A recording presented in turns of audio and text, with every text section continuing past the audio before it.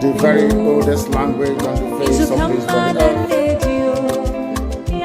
Chico di Cabia Mapuni, Chineke, and Son of the Winner, Isala, Nina, Goza, Hansoya, Nana Jama, Nana Farosi, Obanana, all the and then saw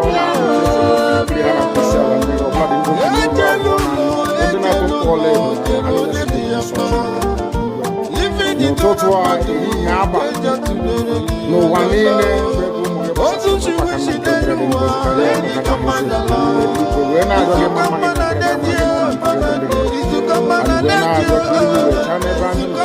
and he went out of his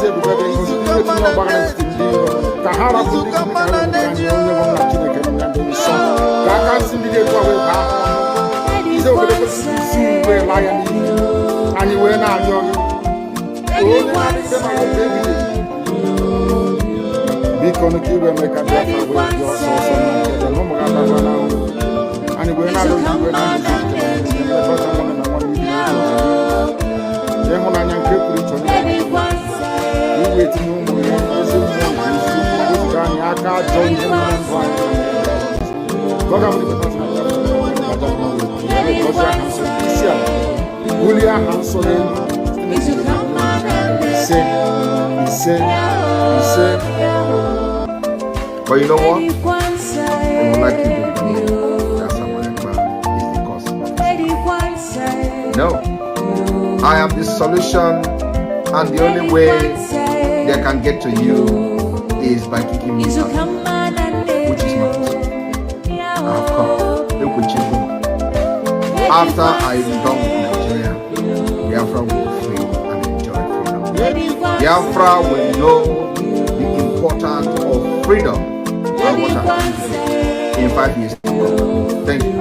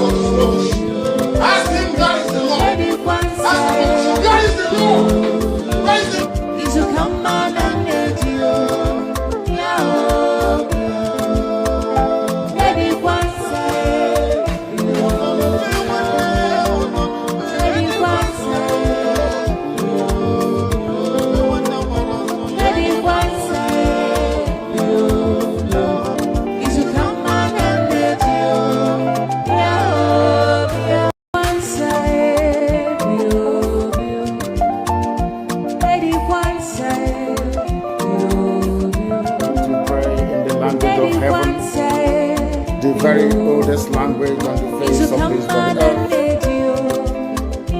Chico di Cabia Mapuni, Chineke, and Son of the Winner, Isala, Nina, Goza, Hansoya, Nana Jama, Nana Farosi, Obanana, all the and then saw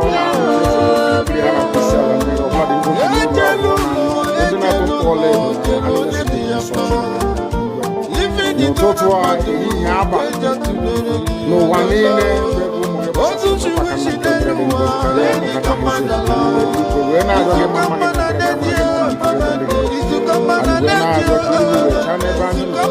and he went out of his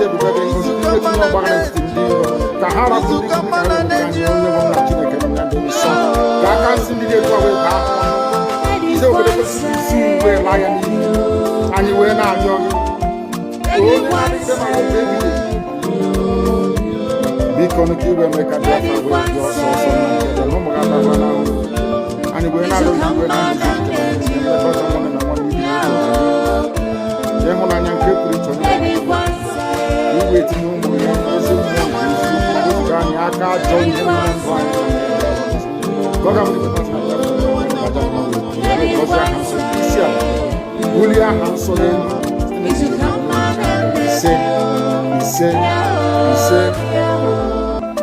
But you know what? They would like you to believe that Samoyekba is the cause of it. No.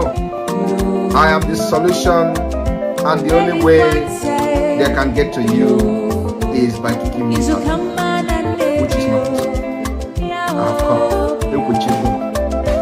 After I am done with Nigeria, Biafra will be free and enjoy freedom. Biafra will know the importance of freedom and what happens in 5 years to come. Thank you.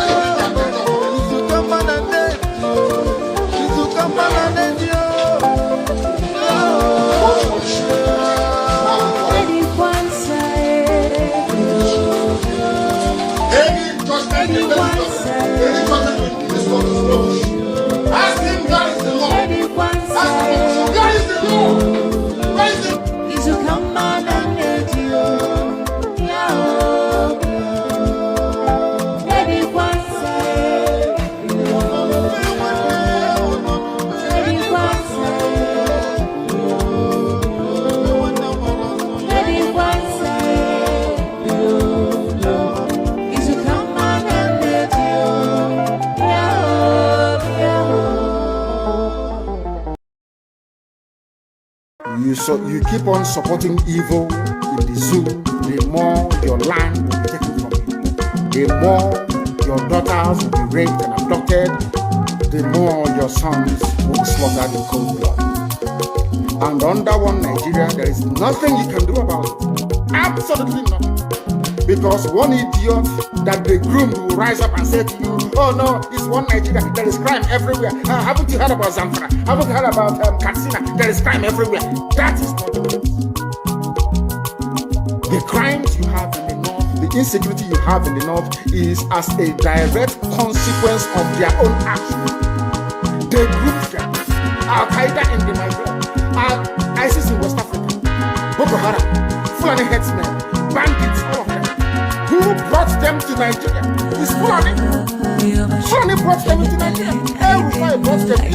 All the government brought them in. Are you deaf and dumb and stupid? When you come out and you pretend, oh, we are one Nigeria, go and show somebody was asking, where is the boundary, where will the boundary of Biafra begin? And I asked the fool, where did the boundary of Nigeria begin? People from Niger come in and go as they like. Most of these idiots are from Niger. They are building a pipeline to Niger. They are building a railway line to Niger. They are building roads to Niger. Whereas where the money comes from, which is Biafra land, we don't have those infrastructure. No, we don't. But you're taking our money. You come to Onaji, you come to Ebeba, you come to Agulere, you come to Ebo, you take our resources, sell it, get the money, and now you're building a way to Niger, and you want me to be happy with you. Clap for your Nigeria. One Nigeria. I think you may be you are insane. You come to my land, you take our oil, you take our gas, you take our bunker, you take everything, our VAT, our tax, you are now building a road from Katsina to Niger. Airport to Niger. Refinery to Niger. You take oil, you from my land, you take it to Niger, you refine it, you bring it back to me as a refined petroleum. And you're telling me that country is viable. You're telling me that Nigeria should be supported. You are in one Nigeria. You're not going anywhere and you're dying every day. Because those that they appointed to speak for you, they gave them money so that they will come out. Pages of the newspaper to give the world the impression that everything is okay. When things are go and see the contradictions in it. Nigeria is not working, we are marginalized, and then you come back to say Nigeria is fine, you must stay in it together. Are you not foolish? These are the useless intellectuals that you have. On one hand, you say Nigeria is not working, you're marginalized, you are being discriminated against, you're suffering, they're killing you everywhere, and you come back to the same place and say Nigeria must be one. Had Nigerians gotten together to say they want to be part of this useless contraption, that's entirely their business. I mean, Democrats have subscribed to it. But have you asked yourself this question? Why is it that all those asking you to remain in one Nigeria has something to gain from Nigeria, or they have benefited in the past? Nothing more, nothing less.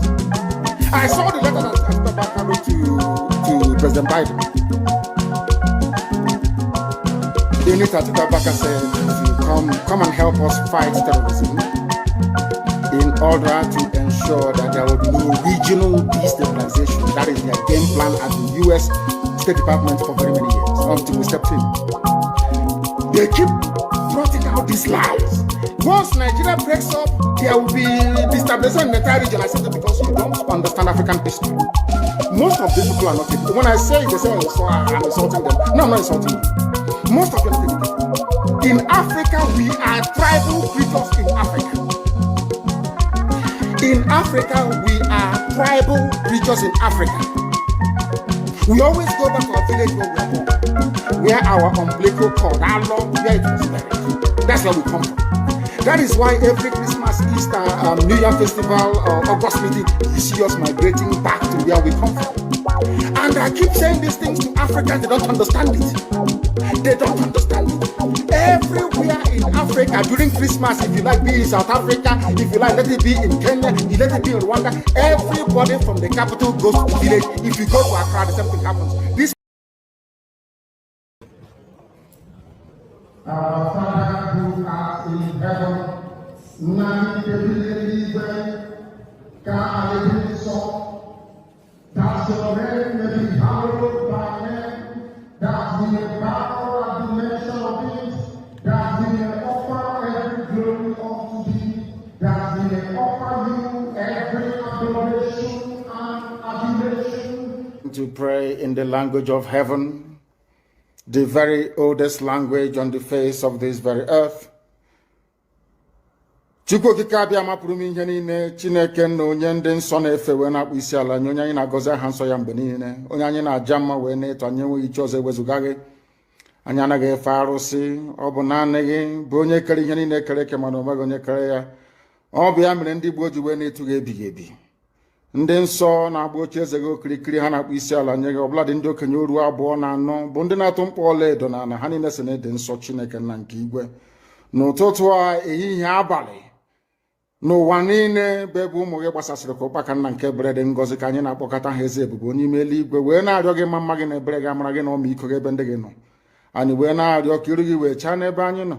Anyị wee na-arịọ gị eze ebube dị ngọzi ka igwe tinye ọgbaghara n'etiti ndị iro, ka ha rabụ ndị kụziri ka ha wee megide anyị onye nwe m na Chineke nna dị nsọ, ka aka nsị ndị dị etu a wee baa ha ọnụ, ije obodo ekwensu bụ zuu wee laa ya n'iyi.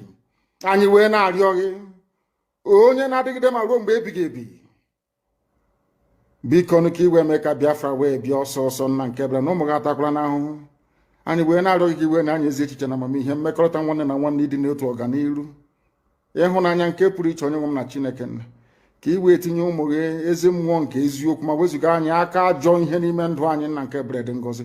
Gọ ga-abụ n'ikpeta mazị na Biafra ga-abịa, anyị ga-aja gị mma wee too gị wee gọzie aha nsọ gị, kpụ isi ala nye gị, bulie aha nsọ gị elu site n'ebighị ebi ma ruo n'ebighị ebi ka a na-arịọ gị ise ise ise. This very morning, all of you, I believe that those who are watching know who we are and why we do what we do. My name is Nnamdi Kanu. I am the leader of the indigenous people of Biafra all over this very planet Earth, the director of Radio Biafra and Biafra Television, and by the very special grace of the Most High Elohim, Chukwu Kikabia Mapurumi Henine, servant of the wonderful people of Biafra. We are live and we are direct this very morning, afternoon, or night, depending on where you are. And we start this very day by making it abundantly clear that the greatest enemy of a black man is the way that we reason. If not that the way we reason is very, very abhorrent, There is no need or reason why we should be suffering and complaining every blessed day without the courage to do something about it. When my lawyers came to see me, I had a discussion with them about how I'm going to defend myself. I told them that no court in Nigeria has jurisdiction to try me. Because since this offense was committed in England, so they said, it's only a UK court that can give a Nigerian court the authority to proceed, isn't it? Based on that, they now amended the charge again. I removed London. Location of the broadcast. Contrary to section 196, 174 of the Terrorism Prevention Act 2022. In violation of their own laws. In violation of their own laws. And you want me to stand trial under such circumstances? Is that possible? Nnamdi Kanu to stand trial where these shenanigans are going on? It's not possible. Anybody standing in trial or coming to try me is a terrorist. That's what they are not saying. Not me. As simple as that. Section 2, subsection 3F of Terrorism Prevention and Prohibition Act. That's what it says. Any court considered to try me is committed an act of terrorism. Yes. Very clear. You cannot violate the that Nigeria entered into and then come to try that very person is not done anywhere in the world. So you must be aware of that. So that is why there is all these ridiculous delays. That is what the Supreme Court said. I did not jump bail. My home was invaded. They came to kill me and I survived. They came to Kenya to kidnap me, brought me back to this country and seeking to try me, which law says cannot happen. You cannot violate a treaty that they entered into and then hope to stand on that illegality. To conduct a trial is not done anywhere.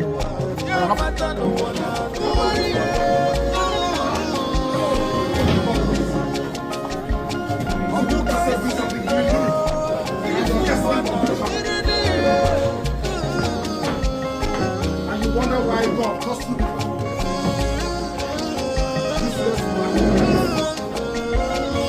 What justice means. You have no idea what justice means. You don't know what justice means. Useless.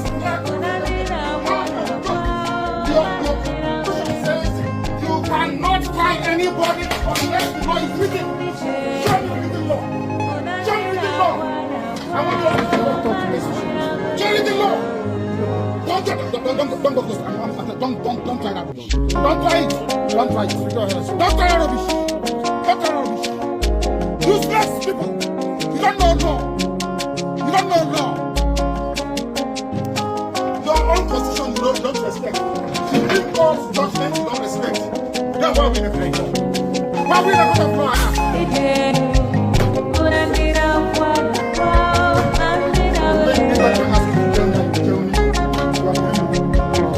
You are dreaming.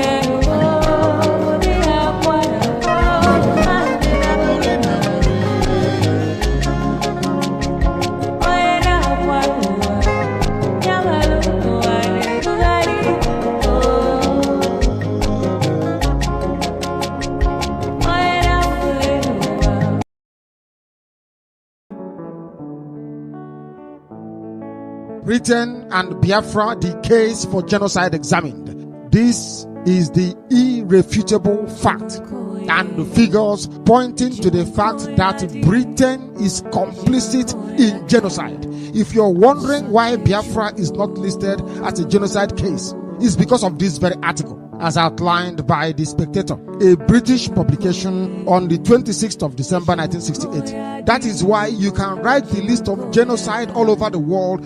There will be no Biafra. Do you know who excluded Biafra from the list? Britain, because of the role they played. We have this very article here. It is from the Spectator archive. How Britain committed genocide. How Britain you're looking at is actually as bad as Hitler. Nazi party. We have all the proof here. The only reason why the Nazis were held to account was because the Jews were living in Europe. Biafrans are in the darkest West Africa. Nobody gives a damn about them. It is also in the Bible that they will kill you, you will cry, but nobody will come to your rescue. I am reading from Obron Wall's report on the 26th of December 1968, published in the Spectator newspaper of United Kingdom in Great Britain. That very publication outlined the case of genocide against the British Christianity. You must listen very, very carefully. For as long as any Christian, liberal, or humanitarian tradition survives, the year 1968 will be remembered of implementing one aspect of its peacetime foreign policy. That peacetime foreign policy is one Nigeria, because the British, they are white people. They created Nigeria because a white man created Nigeria, who is a black man to try and break it. The world cleverly forgot that there was no Nigeria before the white man came. There was no Nigeria before the British came. Nigeria was created by a white man, not by African people. Your ancestors did not create one Nigeria. Your forefathers did not create one Nigeria. It was a white man, Betrayal, that came and created one Nigeria.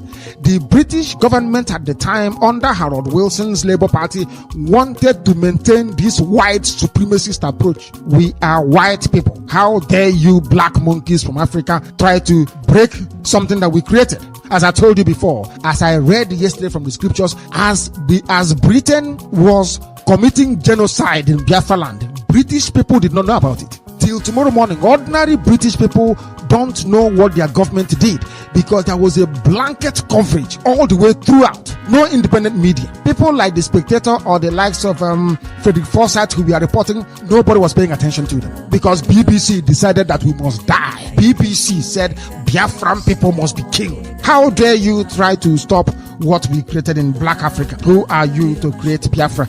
We are God.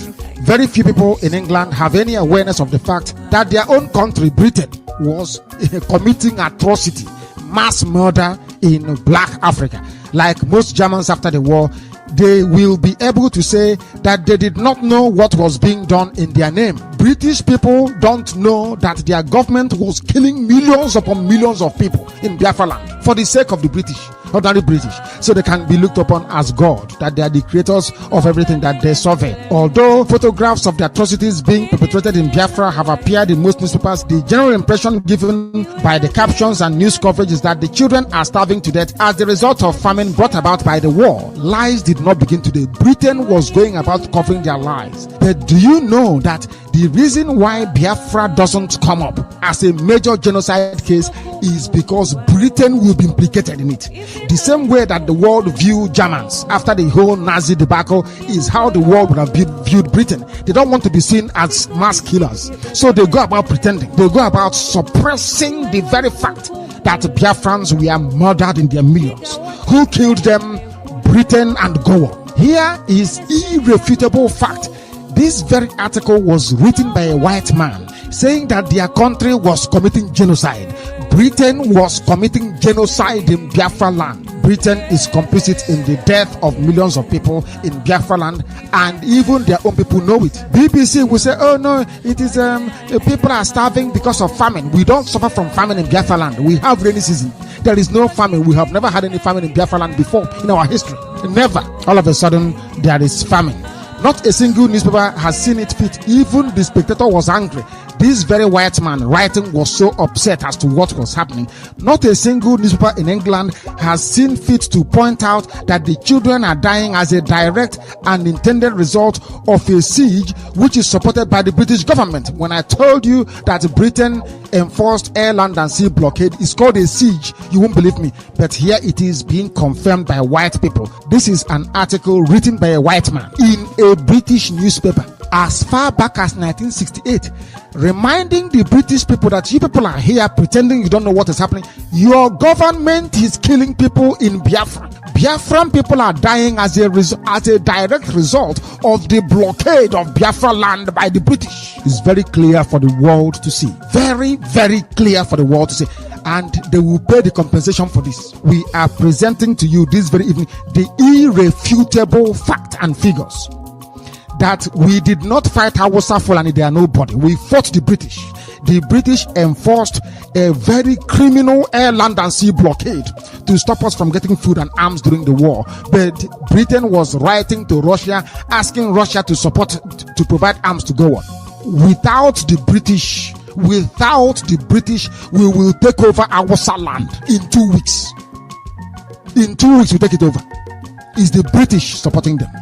And the evidence is here for the whole world to see. Everybody must have a copy of this. Very, very critical and important, so that when you look at Britain, you know that Britain are killers. When you look at the British government, you will know that they are murderers. The same way you view Adolf Hitler is how you should view a British government, because they are also killers. In 1776, the United States separated from the United Kingdom by declaration. Today, they are the world power. In 1830, Belgium separated from Netherlands. Today, they are one of the most powerful countries in Europe. Both of the countries.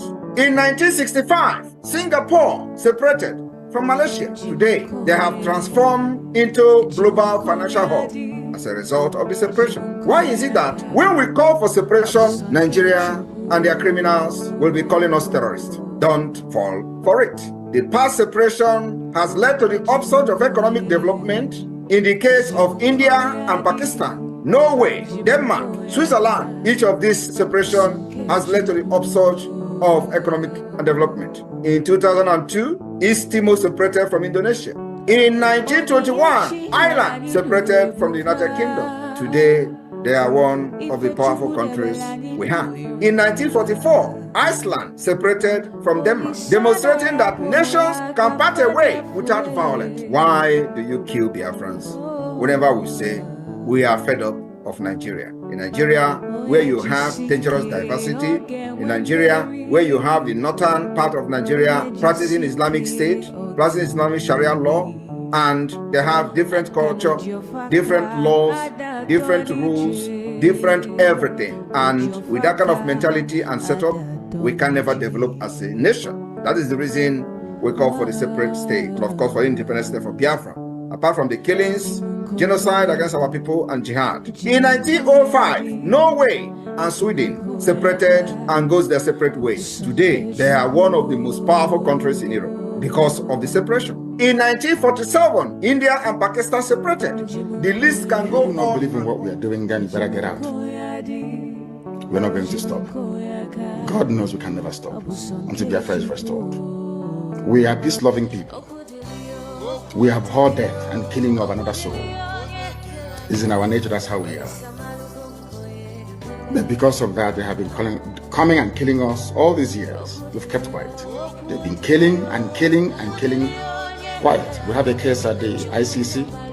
We have a case at Africa Union. We have a case of, what else again? Pending before the UN in New York. We've been to Geneva to tender our case. Before UN, till today, nothing. In fact, the more we complain to them, the more they come to abduct and rape our children, the more they come to kill us, the more they want to take over our land and our forests. And who told them that's going to be possible in our time? In a time, in a movement that I lead, you think you can come into our land and take it over? Oh dear. That means you don't know who we are. Under bondage in the zoo will be set free. I said everybody in bondage in the zoo will be set free. I don't hate anybody. I don't despise anybody. If I mention your ethnicity or your tribe, if I am a bit hard on them, know that I am specifically referring to those of them that they call their leaders, those who have led us this very blind alley, this very blind path, those of them that will continue to deceive, those that will continue to lie, those that will continue to prevaricate, those that cannot deliver any measurable or tangible developmental indices at all, in any way, shape, or form. We have come that the blind may see, not in the way they do it within Pentecostalism, but we have come to impart knowledge and reason.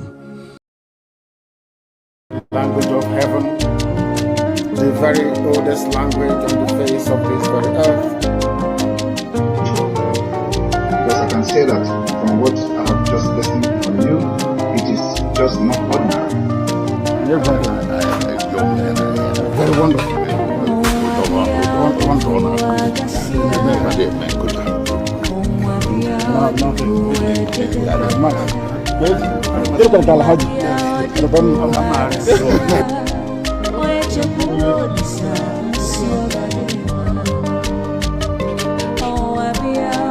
When my lawyers came to see me, I had a discussion with them about how I'm going to defend myself.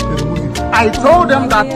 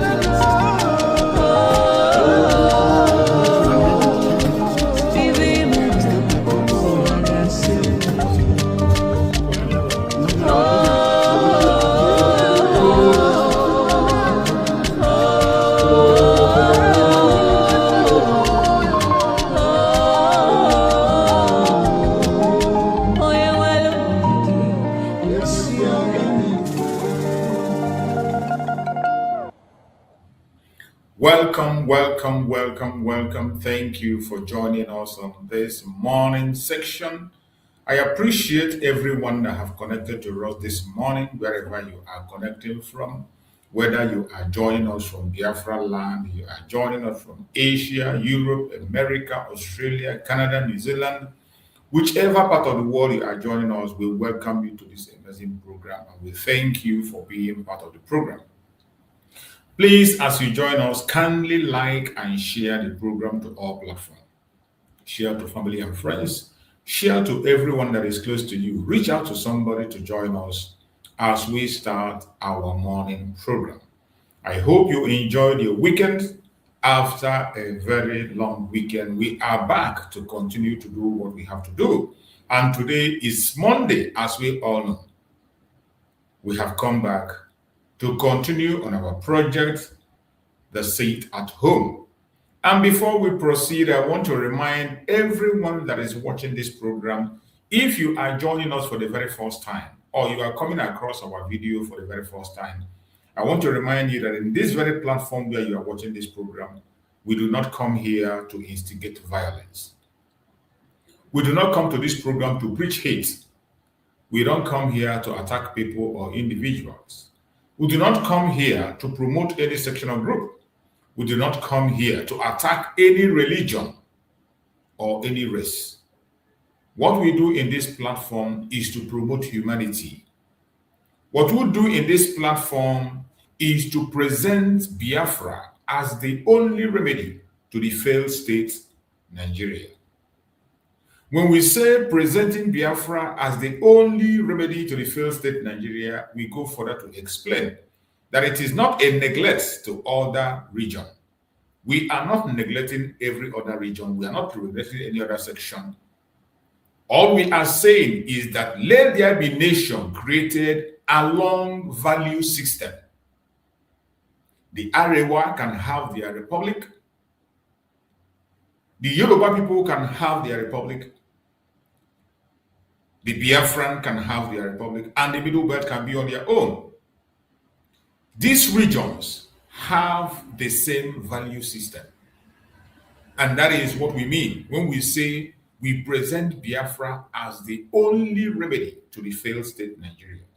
This is an everlasting solution for anyone that is seriously thinking about a way to save humanity in Nigeria. We all understand and believe that humanity is under threat in Nigeria. The insecurity you are hearing about today, the genocide you are hearing about today, it's not stopping anytime soon, except that contraption called Nigeria is disintegrated along value system. Countries are created among people that have the same value system. Japan has the same value system. The United States have the same value system. The United Kingdom have the same value system. Russia have the same value system. China has the same value system. Many developed and strong countries of the world have the same value system. Saudi Arabia have the same value system. Singapore have the same value system. Malaysia have the same value system. So countries are created among people that have the same value system. That is what we are asking for.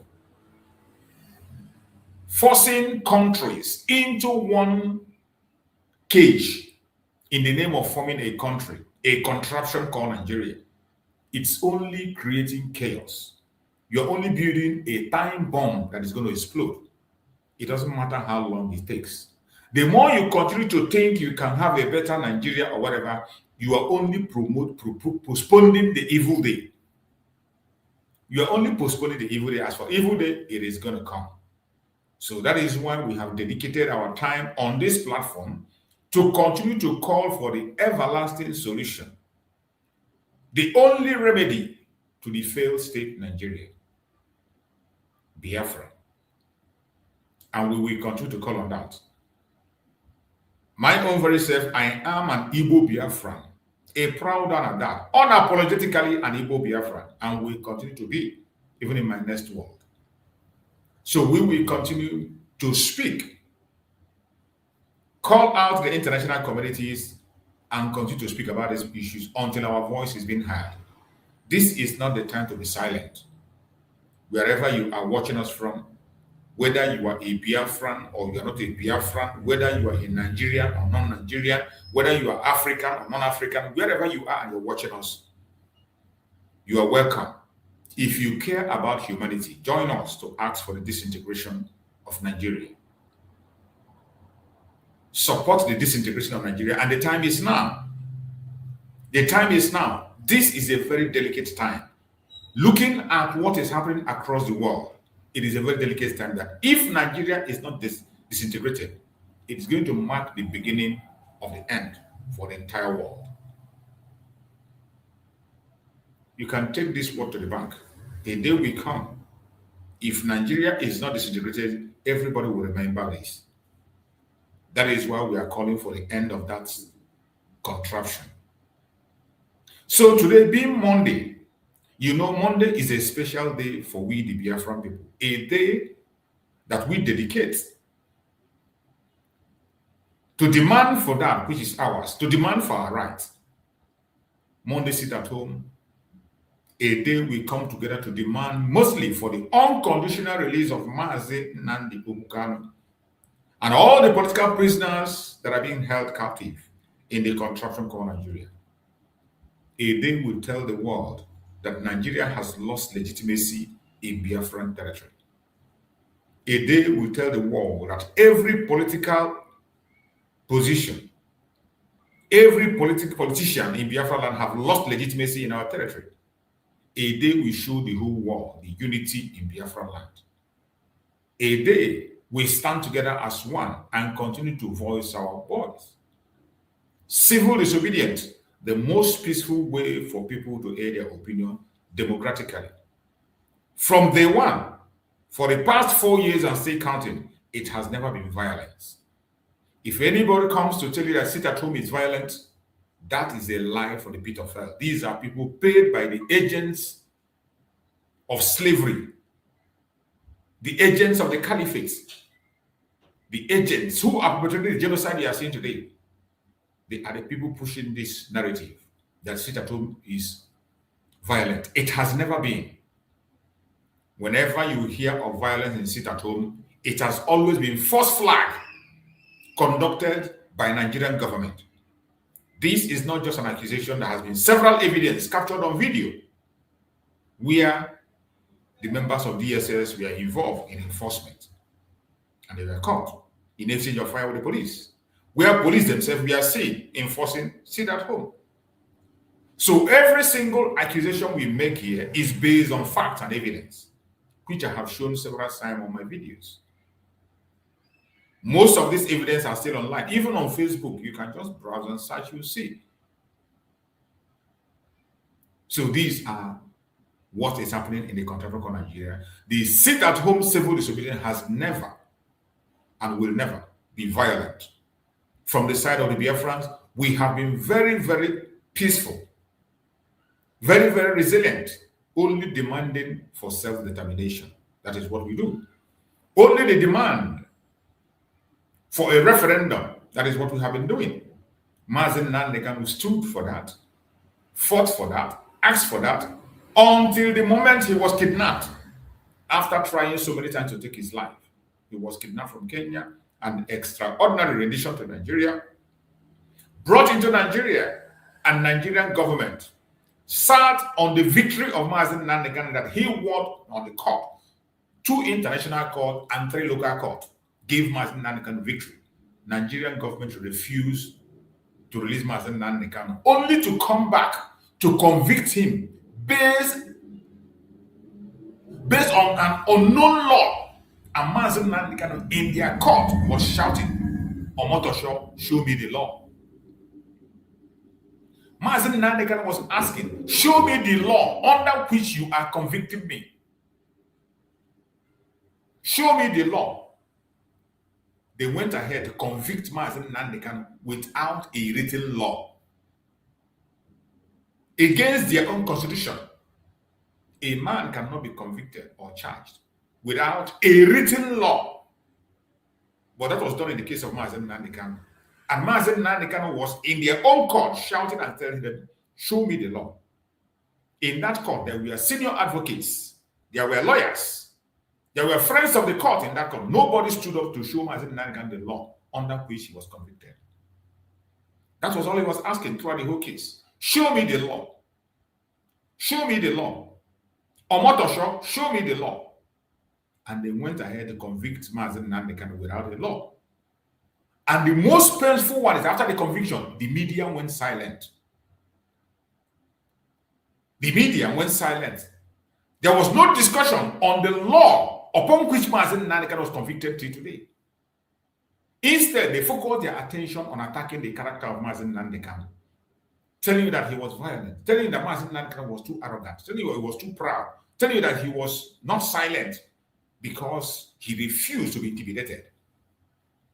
They attacked the character of Mazen Nnamdi to justify sentencing a man without a law. Some of them that came out begin to talk about a repealed law, a repealed law. Assuming there was a law that was existing then, a repealed law, the law that upon which Mazen Nnamdi got tried by 2011 when he was arrested in 2015, Mazen Nnamdi won the cases. And when he won his case in appeal court, that was the end of the whole story. Mazen Nnamdi was discharged in appeal court. And Nigeria went again and put another charge on Mazen Nnamdi to start afresh. So you cannot run, and then the law upon which they tried Mazen Nnamdi in 2015 has been repealed already. You cannot begin to try the same man based on the repealed law. But that was what was done to the case of Mazen Nnamdi, and the media went silent. Up to this moment, they throw it under the carpet and they go to the media, they focus their attention on attacking the character of Mazen Nnamdi, and coming to it, they silence it completely. And what the media is talking about is pardon. Pardon who? You can only pardon somebody who has committed an offense, or somebody who has been convicted legally. All you are supposed to be asking is justice for Mazen Nnamdi. And the only way Mazen Nnamdi can be granted justice is to overturn the forceful conviction of Mazen Nnamdi. It has to be overturned because he was convicted based on unwritten law, non-existent law. That was why he was boldly shouting in their court until the day the case was pronounced. He was telling them, "Show me the law under which you are charging me." Nobody could show Mazen Nnamdi the law. On the final day, his right to the last presentation was taken away from him. And he was asking, "Show me the law that gave you the right to take away my rights to defend myself finally that day." These issues were thrown. It was televised live. The whole world was watching Mazen Nnamdi ask, "Show me the law." At a point in time, Mazi Nnamdi Kanu said, show me the law upon which you're trying me, and I will enter the dock and defend myself. He challenged the court and said, show me the law. If you show me the law, the next minute I will enter the dock and defend myself. But everybody turned blind eye. The media turned blind eye to this very argument. And they went ahead to attack the character of Mazi Nnamdi Kanu, to attack the personality of Mazi Nnamdi Kanu, just to satisfy their own evil plan. And today, they convicted Mazi Nnamdi Kanu under an unknown law. As if that is not enough, they took him and handed him over to his arch-enemy. The arch-enemy of the people, the Sokoto Caliphate. Mazi Nnamdi Kanu was taken to the Sokoto Caliphate, the fastest transfer ever in the history of Nigeria. The fastest transfer of a convicted person in the history of Nigeria. Mazi Nnamdi Kanu was convicted in the less than 12 hours. Within some hours, Mazi Nnamdi Kanu was taken to Sokoto and handed over to the Caliphate. And as we speak today, Mazi Nnamdi Kanu is in the Caliphate. And they went ahead to bar everything that had to do with the media to make sure that he doesn't have a voice. Till tomorrow, Nigerian media is trying everything humanly possible to make sure that the voice of Mazi Nnamdi Kanu is sealed completely. But that is why we are here. As far as I'm still alive, I will give a voice to Mazi Nnamdi Kanu.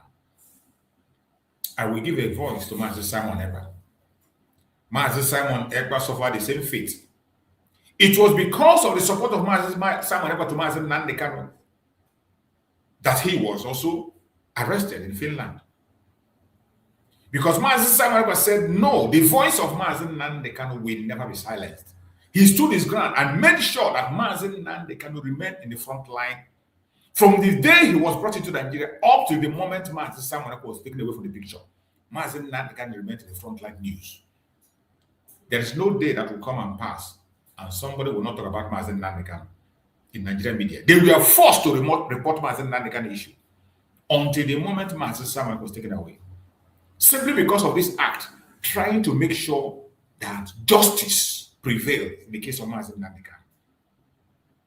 Trying to make sure that what Mazi Nnamdi Kanu stands for, which is justice, is not swept under the carpet. Nigeria activated global conspiracy using Finland to criminalize self-determination. They used Finland to criminalize self-defense. And Mazi Simon Ekpa was detained. As we speak today, the convicted Mazi Simon Ekpa, he has been detained now for more than a year, and they took him away. Even when he applied for appeal, his appeal was placed in either 6 months or so before the appeal is going to come, which we're expecting by next year. So by the time the appeal is had, he has spent half of his jail time already. Now I understand. When we say there is global conspiracy against the Biafran people, grave injustice is meted against the Biafran people in Biafra land, in Africa. It is not a joke. The double standard is very clear.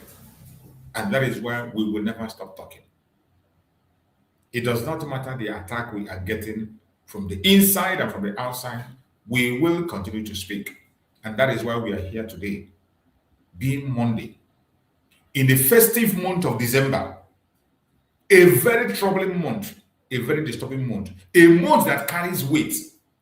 We will never be distracted with all the stress, with all the weight, all the distractions. We will never be distracted. We will continue to observe our civil disobedience until our voice is heard. And if you're a genuine Biafran, this is the time to intensify in this civil disobedience. This is not the time to run away. It is not the time to relax. It is not the time to say, oh, I'm not going to do again. It is not the time to show your anger. It is not the time to say, I'm offended. It is not the time to fight against your brother and your sister. It is not the time for envy, jealousy, and sabotage. No. It is the time to wake up. Speak more. Give the agitation more voice.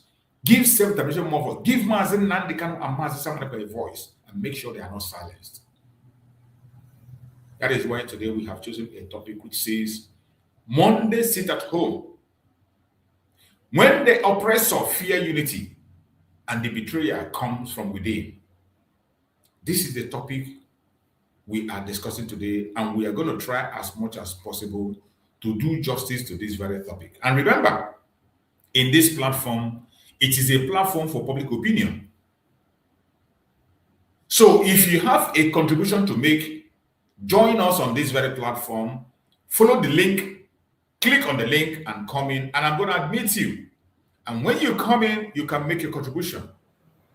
I say it again, that you are entitled to your opinion. You must not agree with everything I say. If you have a superior argument, you are welcome. People like you are needed. If you have a superior argument, come and convince us why we should not say what we are saying or why we should not do what we are doing. Come and convince us. Don't just sit back on the comment section and continue to insult and abuse. Do not be a distraction. Come on with your superior argument. Let the world hear how smart you are. Let the world see how smart you are, or see how foolish or how you are involved in the insecurity in Nigeria. All we are here for is solution. If you have a better solution than what we are providing, go ahead, come and speak to us. The world is listening. The Biafrans are listening. You never can tell. We don't claim to know it all. All we are seeking for is solution. If you bring something that is better than what we have, I bet you we are going to drop it and we follow you. I personally will follow and promote you. But until then, the only solution that we have that is very strong now is what we are embarking on. And the only voice that we have today that is very strong, that have achieved a lot, is this very sit at home. So there is no way. We can't go back on the civil disobedience that we are carrying on for the past 4 years now, getting to 5 years. And we are still unmoving. The civil disobedience will continue unstoppable. It doesn't matter what anybody does. We will continue. Just like the deceased Saram people, they told you it is because of the sit at home that Mazen Nanikan was released. It is because of sit at home that they continue to detain Mazen Nanikan. They say it is because of sit at home that Mazen Nanikan cannot be released. And some of idiots among us bought into it. They bought into it. They told it was because of Mazen Simon Ekpa, Mazen Nanikan was released. Because Mazen Simon Ekpa was talking and speaking, that's why he was not released. And today, Mazen Simon Ekpa has not been around with us for more than a year. And it was only that time that they found the courage to pronounce unjust judgment on Mazen Nanikan, to illegally convict Mazen Nanikan, and went ahead and pronounced a life sentence on him. Which I knew, with the presence of Mazen Simon Ekpa, that will not happen. But all the same, we need to continue to fight. We need to continue to speak up. Don't be silenced. Don't allow anybody to silence you. We will continue to air our opinion and speak much more louder than we have ever done. So wherever you are watching me this morning, I say good morning, good afternoon, good evening. Accept my greetings according to your time zone. I appreciate you for being part of this very program on a special Monday. Wherever you are watching from, whether you're watching from Africa, whether Europe, America, Asia, I thank you for being in this broadcast. It is an important one, and I want you to pay very close attention. Today is Monday. And today, once again, we must speak the truth without fear. Speak the truth without fear. One of the weapons of the enemies against us is fear. Today, so many of us are afraid. So many of us are afraid to speak up. So many of us are even afraid to defend themselves on what they know is right. But we must speak the truth without fear. This program is about Monday sit at home,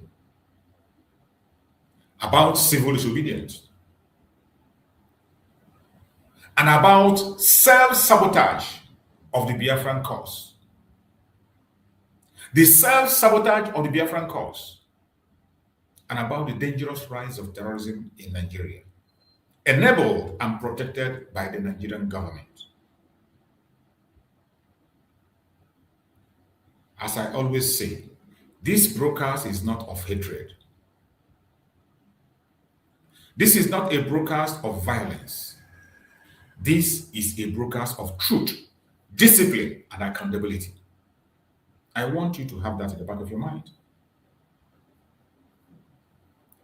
Let's be very clear. Monday sit at home is not violence. I have said it over and over again. In as much as the government of the day try as much as possible to portray Monday sit at home as violence, it is not. It has never been and will never be violent. It is just a civil disobedience. The most civil manner for people to protest against atrocities against them. Civil disobedience is a recognized global resistant method. It was used in India. It was used in South Africa. It was used by Martin Luther King Jr. It was used to dismantle apartheid. So when we talk about this civil disobedience sit at home, it is not new and it is not violence. The most peaceful way of demonstration, and it has achieved a lot in history.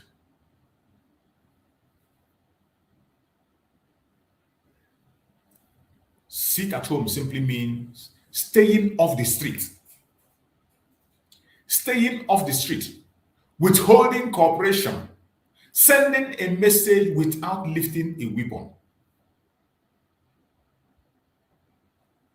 So when you hear Monday, sometimes, things have different meanings to Nigerian people. English language has different meanings to Nigerian people. Some people today, once they hear sit at home, the next thing that comes to their head is violence. Once they hear sit at home, the next thing that comes to their mind is violence, but it is not true. It simply means stay off the street, withholding cooperation, sending a message without lifting a weapon.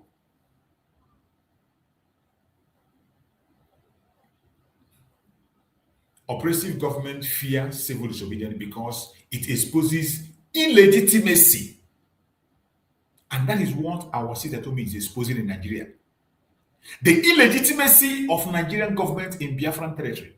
The illegitimacy of every politician, every appointee of Nigerian government in Biafran land.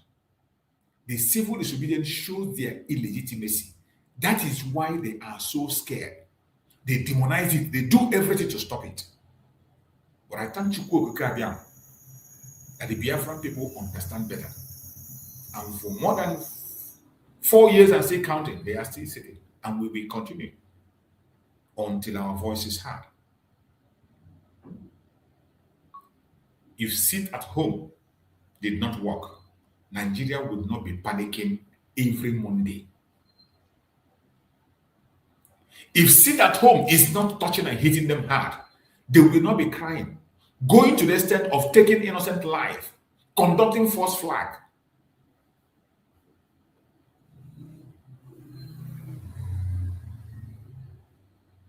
Sit at home has done a lot for us.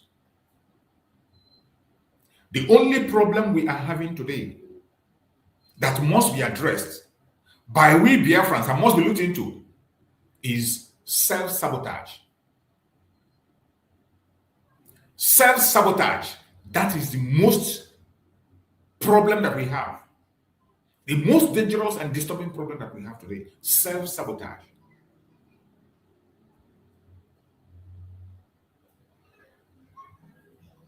I want every one of us to listen very carefully. The biggest threat to the Biafran struggle today is not Nigeria alone. You can continue to pretend, deny it or not. The biggest threat in Biafran struggle today is not Nigeria alone. The biggest threat is self-sabotage.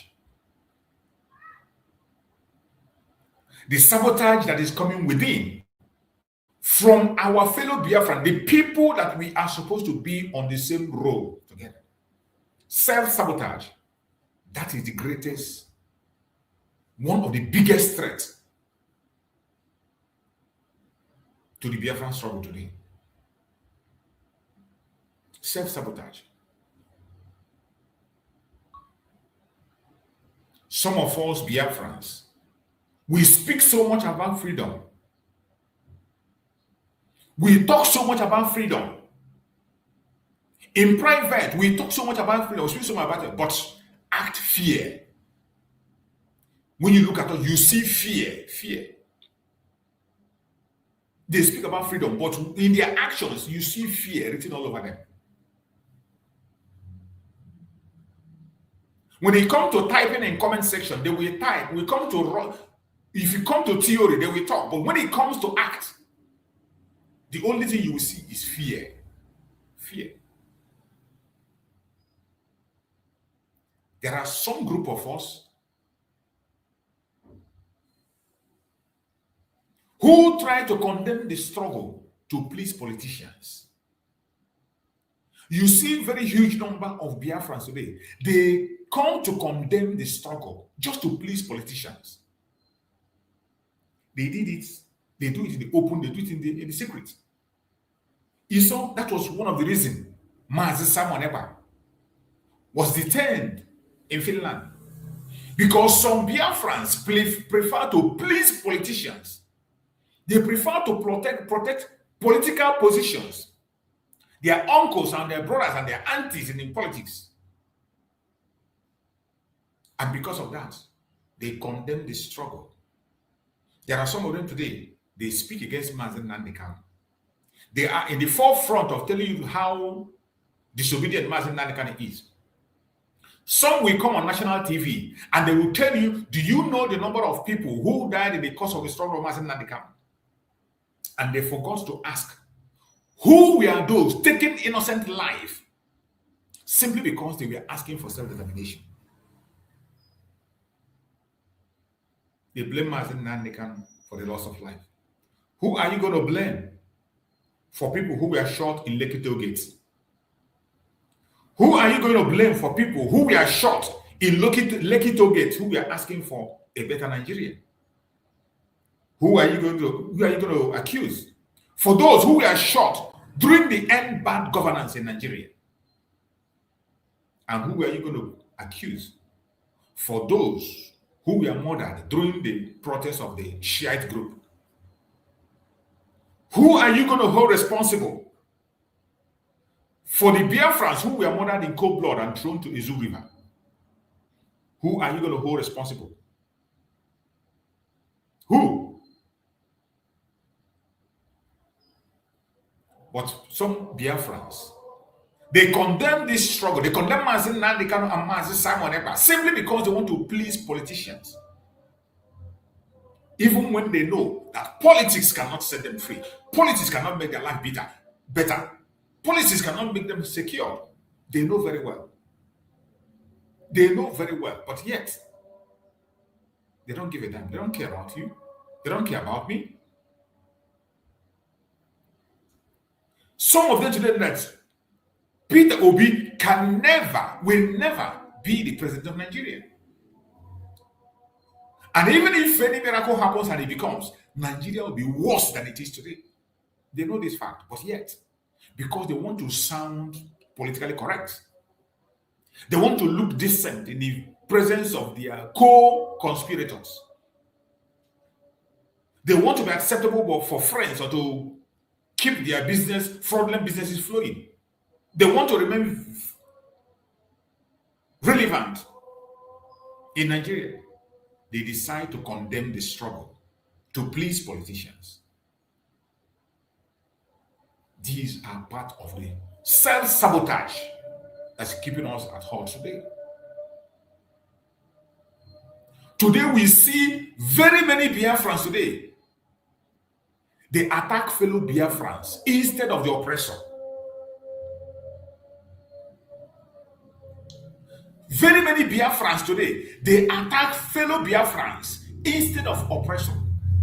Some of them, you see them in their platform, they will spend hours attacking their own fellow Biafrans. Sometimes they even forget talking about the enemies completely.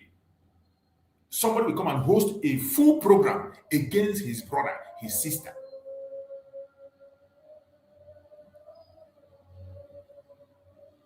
This is self-sabotage. One of the major problems that is dividing our voice. One of the major problems that is making us not to move ahead.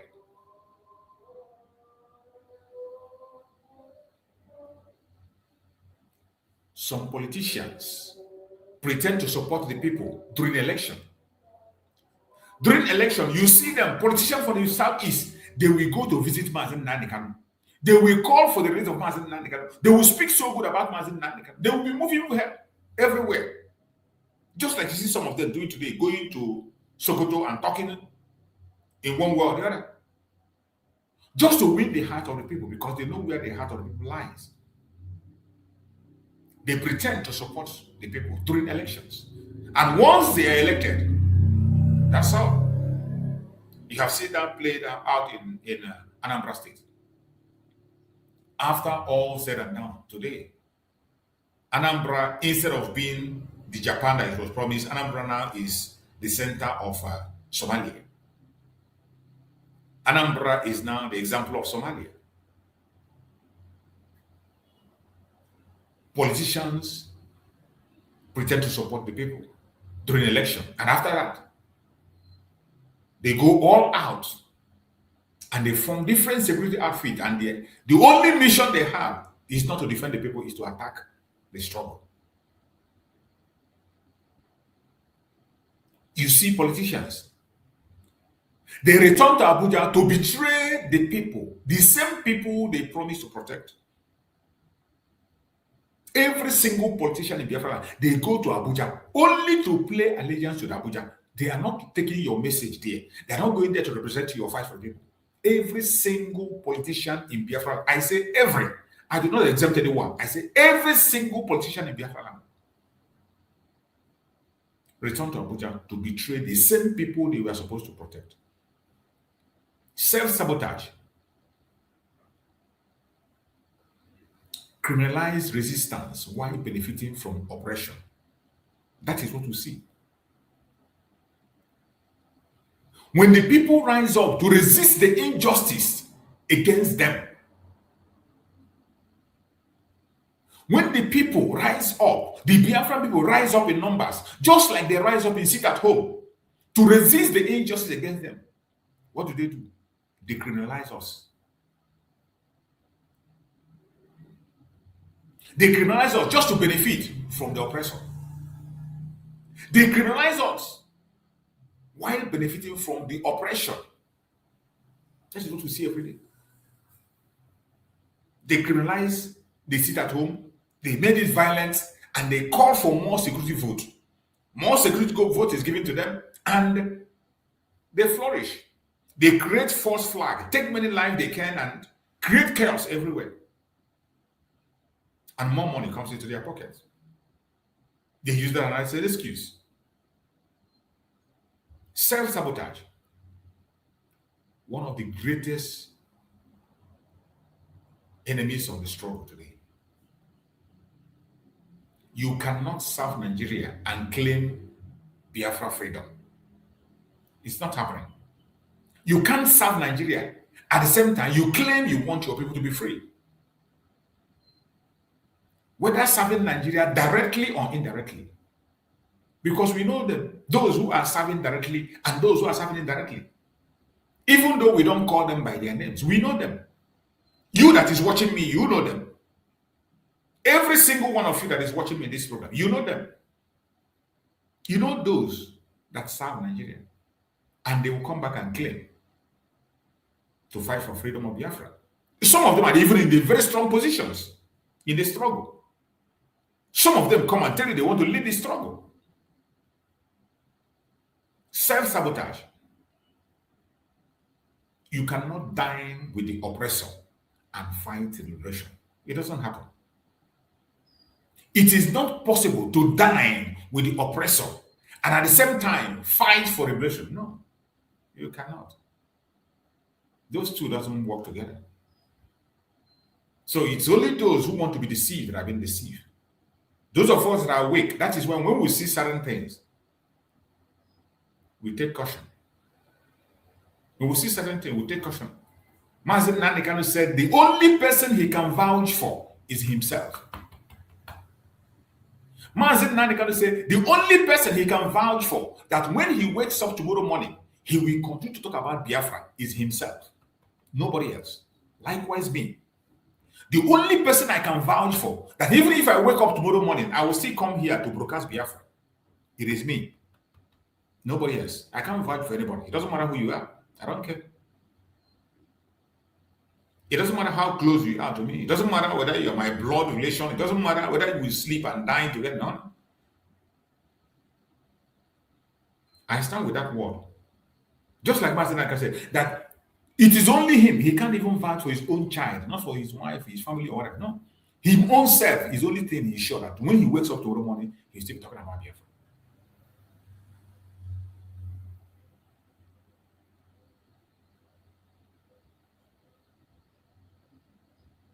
In this very struggle that we are in, it is time for us to know that discipline is very important. Chaos is not going to lead us anywhere. We need to apply discipline. Discipline, we the Biafran people. This is on our table. We need to apply discipline and avoid chaos if we must succeed. Because when we are talking about self-sabotage, sometimes we sabotage unintentionally. We know there are people who are doing it intentionally. That is their own job. That's a contract they are given. But there are those who are doing it unintentionally. Freedom struggle requires discipline. We have tried a lot. We have been disciplined to an extent, but I bet you we need more. We need to be more disciplined. Where discipline collapses, wherever discipline collapses, opportunity take over. Opportunists take over. Anytime you see that discipline collapse, opportunists take over. That is what happens every time. That is why discipline, it is very important. It is very, very important. Where discipline collapses, opportunists take over. Criminal elements hijack narratives. You see why discipline is important. Where discipline collapses, criminal elements hijack narratives. In the course of this our struggle today, there are some people, even though they come to confess Master Nnamdi Kanu, confess Master Simon Ekpa, preach it at home, talk front and back, condemn the killing of Biafra, but at the same time, when you look at their modus operandi, you know that they are not for the freedom. They are not. But because of the indiscipline, they succeeded in hijacking the narratives. When they hijack the narrative, they now push it towards their own evil agenda to disrupt the freedom of the people. And it takes extraordinary sense for you to understand them and where they are coming from. That is why discipline of the mind is very important. We must not allow discipline to collapse among us.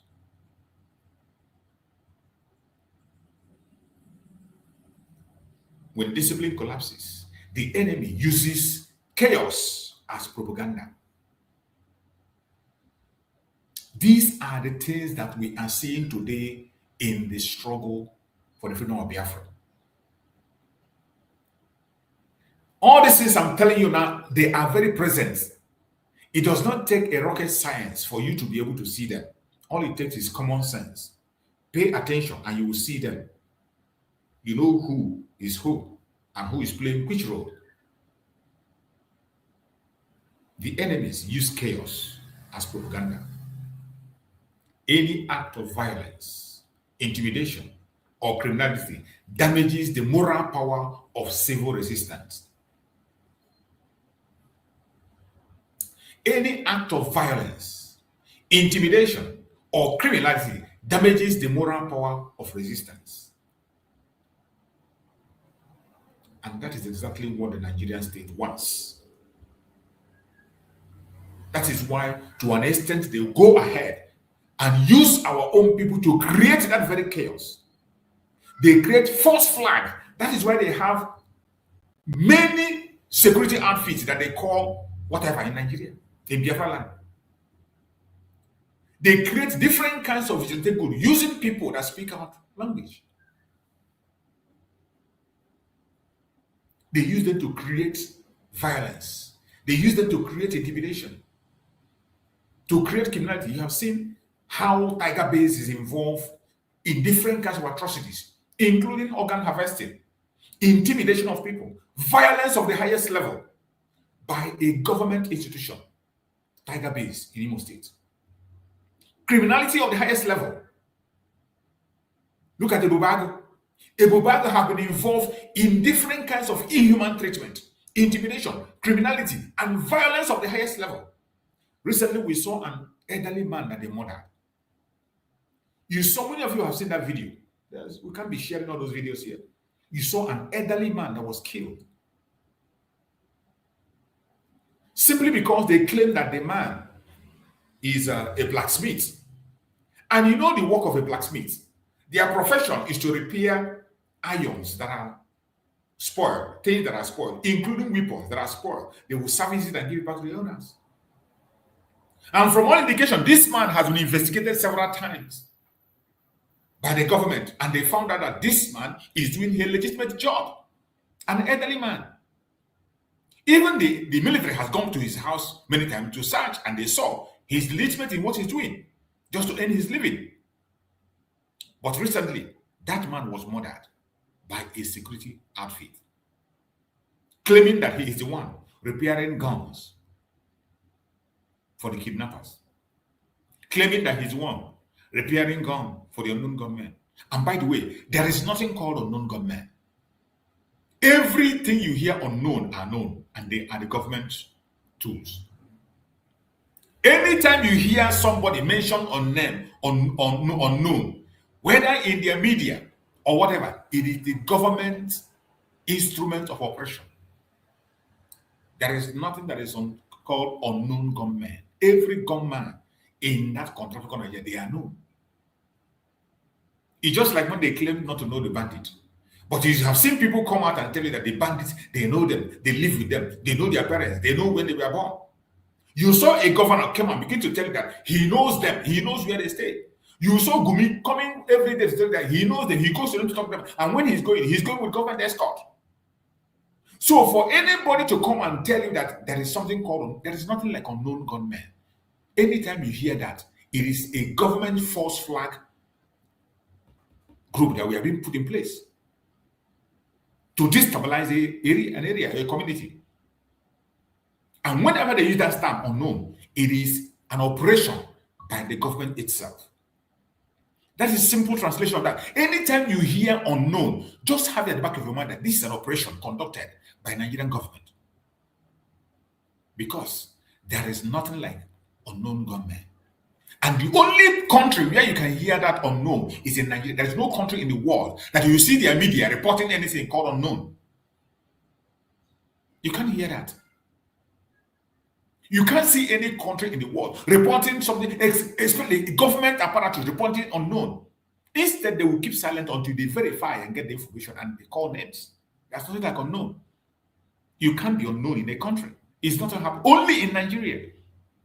And why it is commonly used in Nigeria is because it is a government tool. These are the people that the government used to conduct false flag operations in Biafra land to destabilize the community. And what do?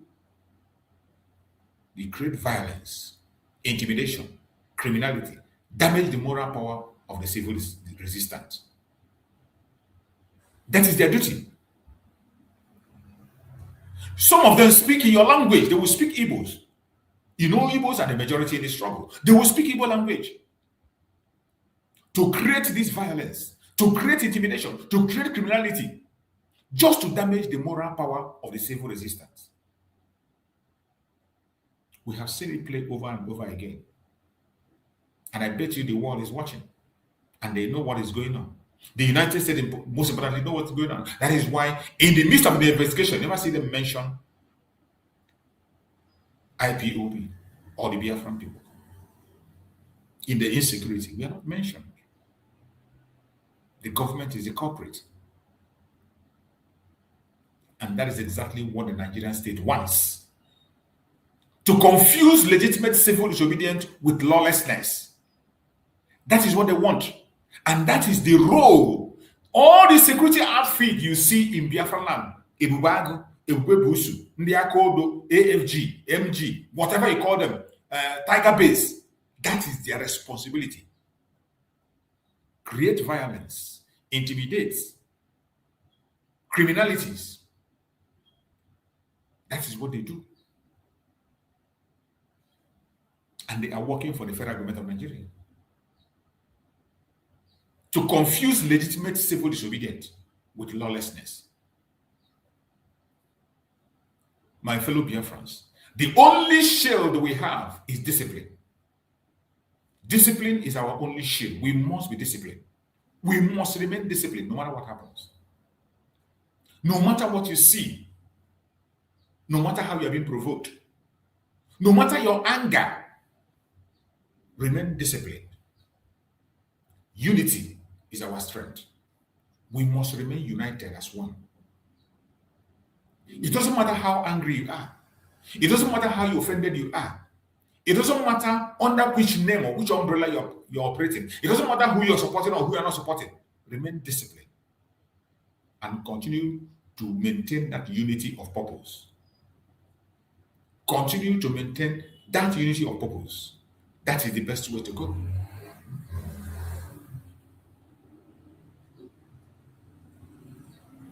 We know that the Nigerian government is sponsoring terrorism. It is no longer a story. And today, the whole world is paying attention to that. That is a plus for us. Nigerian government is sponsoring terrorism. It is no longer a story. This is a fact. And that is the elephant in the room. The elephant in the room. That the whole world need to pay attention today. And already they are focused. Thank God to the tweet of Donald Trump and the attention he's paying today.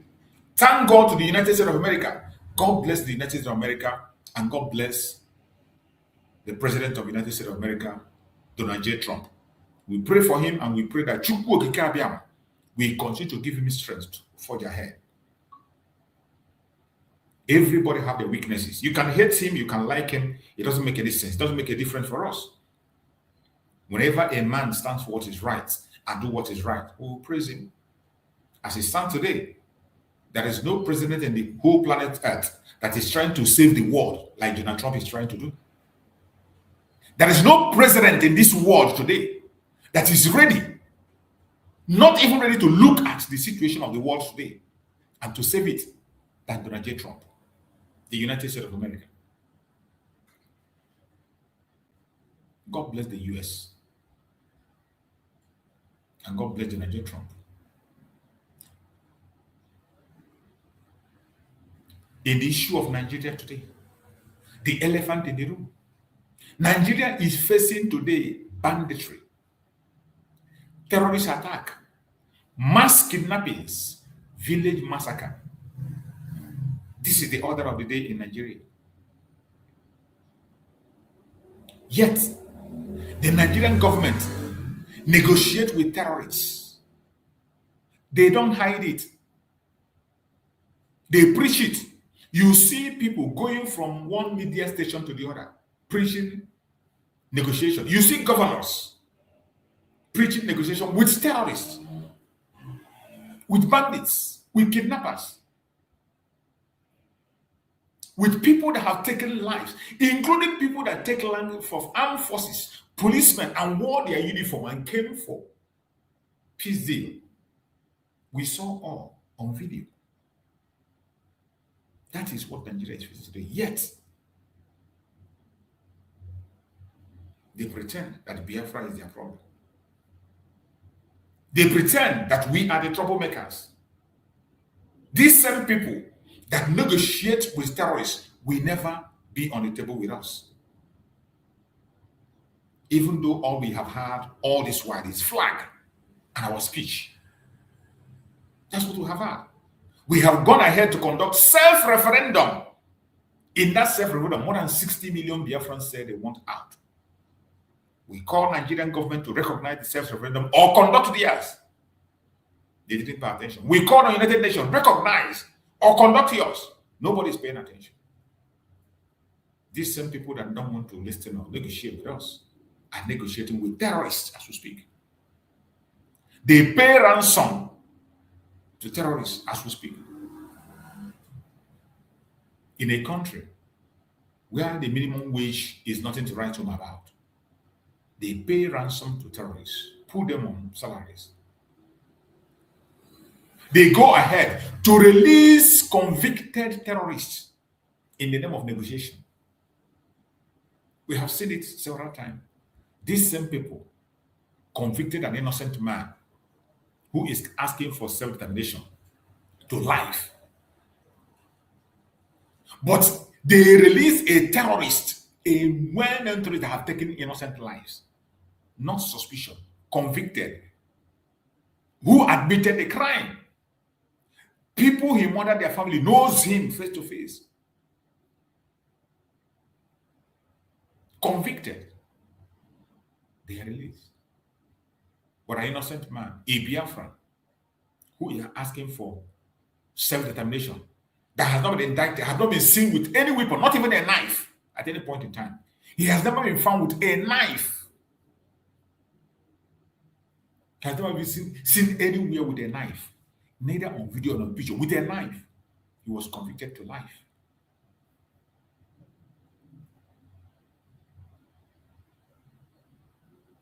We have seen them recruiting terrorists into their military, into their army, and they call them repentant. On their national TV, they promote them, openly call them repentant. But in Biafra land, they chase the Liberation Army of Biafra into the bushes. They shoot at them. They take as many innocent lives as they can. You see their armored tank parading the streets, the homes of Biafra, looking for what they didn't keep. But when innocent citizens demand justice, they label them criminals. When the innocent Biafrans come out to demand justice, they label them criminals. They call them terrorists, simply because they ask for justice. Today, it has become clear to the whole world that Nigeria does not fight terror. It manages terror. The contraption called Nigeria does not fight terror. It only manages terror. That is what is happening in Nigeria. And it is clear, very, very clear to the whole world. And that is why they are designated country of particular concern. Terror has become a political and economic tool in the contraption called Nigeria. You didn't hear me. Terror has become a political and economic tool in the contraption called Nigeria.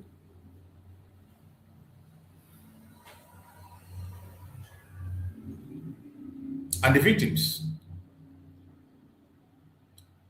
are ordinary people, the Biafrans, the minorities, communities without power. These are the victims. They trade them for their political interests. They trade them for their economic gains. And this is what we see on a daily basis in Nigeria. And nobody cares. Nobody cares. And that is why we say we can't be silent. The only thing they do is that when we rise up to speak, they criminalize us. What you see in Nigeria is the criminalization of civil resistance anytime you rise. Not just you see what they are doing to show it. You see what they are doing to show it. with some level of truth he has. They don't want to hear him. They see him as the most violent man in Nigeria, even though the only thing he has is protest. Protest. Showore has protest more than he has won the Guinness record on the highest protest in Nigeria. The only thing he has is protest. Whenever something is not right, he protests. It doesn't matter what it is. It doesn't matter who is concerned. It doesn't matter who's involved, whether you agree with it or not. As long as you do not follow the legal process, Showore will protest. And today, you can see, he is seen as the most troublesome man in Nigeria. Criminalized at all the time.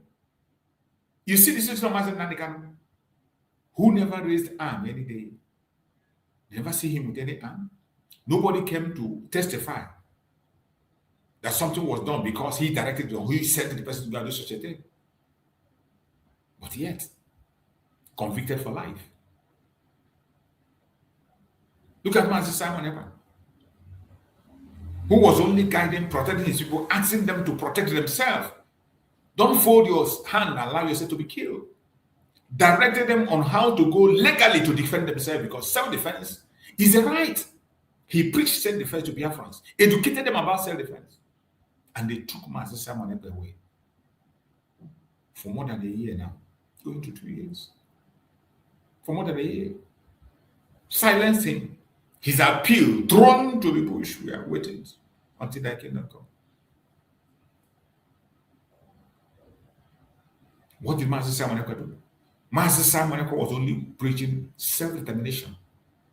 Are you not surprised that a country in the West that is part of the European Union criminalized self-determination? Self-determination that is in international law, supported by international law. Self-determination is a right, not a privilege. A right reserved by international law. European Union, we are part of it. European Union supports self-determination, but a member of European Union criminalized self-determination and went ahead to jail a man for that. Criminalized self-determination, criminalized self-defense. And I asked people, today the world is blaming Nigeria for condemning a man who was defending himself against the Fulani terrorists. They condemned a man who defended himself against Fulani and sentenced him to life, to death by hanging. And Finland also convicted a man who was directing his people to defend themselves. Finland convicted him to 6 years. What is the difference? What is different? Is it not the same crime? The same crime that you are blaming Nigeria for convicting a man who was defending himself. It's the same thing you did on Mazi Simon Ekpa. Mazi Simon Ekpa and Joko was only directing Biafrans on how to defend themselves, which is their legitimate right. And Finland sentenced him to 6 years. Mazi Simon Ekpa was only speaking about self-determination, the right for his people to make their decision. And even before ever, he conducted a self-referendum to show that entire Biafran people are behind him. More than 60 million people gave him that very right to do what he's doing. No president in Nigeria has a support of to that amount. There has never been any elected president in Nigeria that got a vote of up to 60 million. Never. I'm talking about president of Nigeria has never got a vote of up to 60 million. But Mazi Simon Ekpa had that vote from Biafrans. And what did he do? Directed them on how to defend themselves. And Finland convicted him for teaching his people how to defend themselves, for directing the people and reminding them of their legitimate right of self-defense. Nigeria did the same, condemned a man to death because he defended himself against the terrorists. Because a terrorist wanted to take his life, and he went ahead, took the life of terrorists and saved his own life. And they condemned him. Today, the United States is very vocal on that case. And I want the United States to also look at the case of Mazi Simon Ekpa. Why was he convicted? The United States should also look at the case of Mazi. Why did Finland convict Mazi Simon Ekpa? What did he do? Self-determination, self-defense message. This message, not that he carried out the message. And they called it terrorism. It is high time you define what terrorism means in the West and what it means in Africa. You need to define what terrorism means in Africa and what it means in the West. It has to be redefined. The criminalization of civil resistance. Peaceful resistance is treated as terrorism. Terrorism is treated as politics. That is what we see today. It is sad, very, very sad, that the West are involved in it. Peaceful resistance are treated as terrorism. Why terrorism is treated as politics?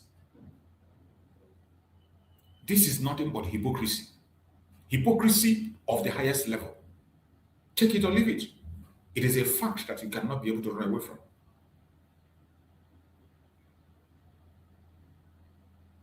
Civil disobedience exposes a broken state, a captured judiciary, a selective justice system. That is what civil disobedience exposes. As we are sitting at home, resisting Nigerian government, the Monday sit at home that we are conducting, it is exposing the broken state of Nigeria. It is exposing the captured judiciary of Nigeria. It is exposing the selective justice system in that contraption. That is what our Monday civil disobedience exposes. That is why international attention matters now more than ever.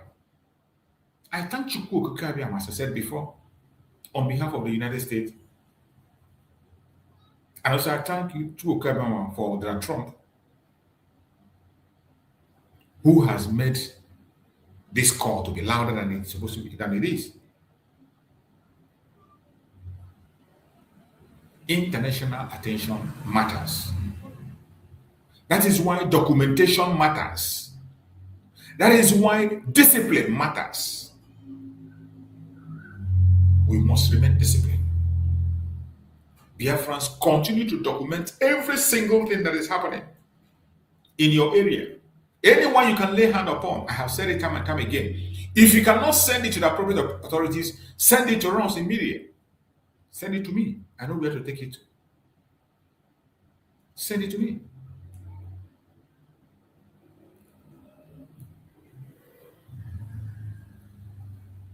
I want you to know that when the world watches, oppression trembles. When the world pay attention, when the world watches, oppression trembles. And that is what you are seeing in Nigeria. You see why every one of us must key in and capitalize on this moment. It is a very important moment. Very, very important. We must not play with it. We must not look away from it. It is a very important moment. Wherever you are watching this program from, I urge you to continue to contribute your own quota. Do not be distracted. Do not be deceived. It doesn't matter what you hear, what you see, whatever is coming from. Don't lose your faith. We shall be victorious.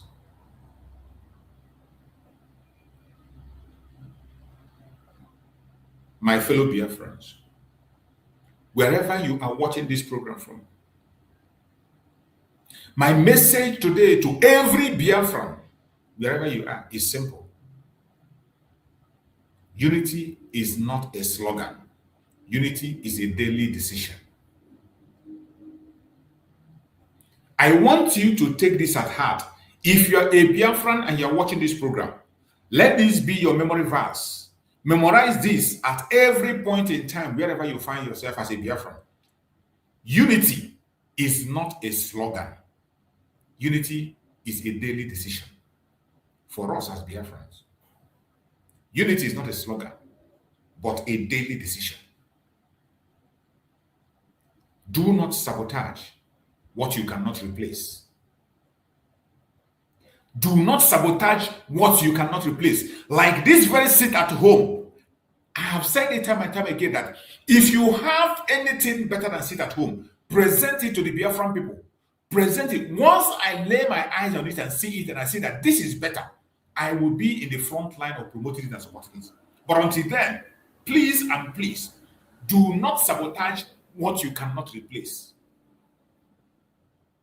Don't sabotage what you cannot replace. Do not.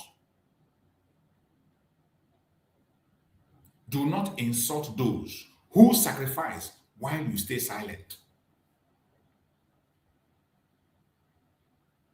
So many of us are very good at that. You are very good in pouring insult. Some of them, they will come to your program as we are anchoring this program. The only thing they will do here is to find fault. They will first of all observe if you are promoting their own kind of thought or you are not promoting their own kind of thought. Whether you are mentioning the name of the person they like or the person they hate. They are not even focusing on the cause, which is Biafra freedom. Some people will come in the program. They come on the comment section and they begin to insult you simply because you are not speaking in the language that they want you to speak. Simply because you are not promoting their idiocy. Simply because you choose not to promote hate or distraction. They come to your comment section, they begin to insult you. Please, my fellow Biafrans, do not insult those who sacrifice while you stay silent. There are so many of us in this struggle today that we cannot fly into the zoological republic the way you will do. So many of you who are watching, people are watching from Biafra land, many who are watching from abroad, they fly into Nigeria every day and they come. So many of us online that are putting our faces on the line, speaking on daily basis. We can't do what you are doing. We can't. Of course, you know what the result will be. So when you see somebody sticking his face, his life on the line, to do what you cannot do, do not insult him or her. Just like Nnamdi Kanu, who you know is facing death. Nnamdi Kanu is in the hand of death as we speak. Is in the hand of death. But yet, you still see Biafran people that will pick courage to insult him. You see some idiots who call and say Biafra, we pick courage and begin to insult Nnamdi Kanu. Just like the other video I played the other day, where a lady was talking rubbish, that his mother was taking the hospital during the sit at home, and because the doctor could not make it to the hospital, his mother died, and he blamed it on Nnamdi Kanu. And this idiot forgot to know that in a sane country, there were supposed to be more than enough doctors in the hospital at every given point in time to attend to people. And this idiot forgot that in one of the program of Nnamdi Kanu, he made it very clear that those who are working in the hospital, doctors and nurses, are free to go to their work. It was announced several times by Nnamdi Kanu. Simon made the same announcement. That doctors and nurses, those who care about that, including clergymen, they are allowed to go to their jobs. Including clergymen.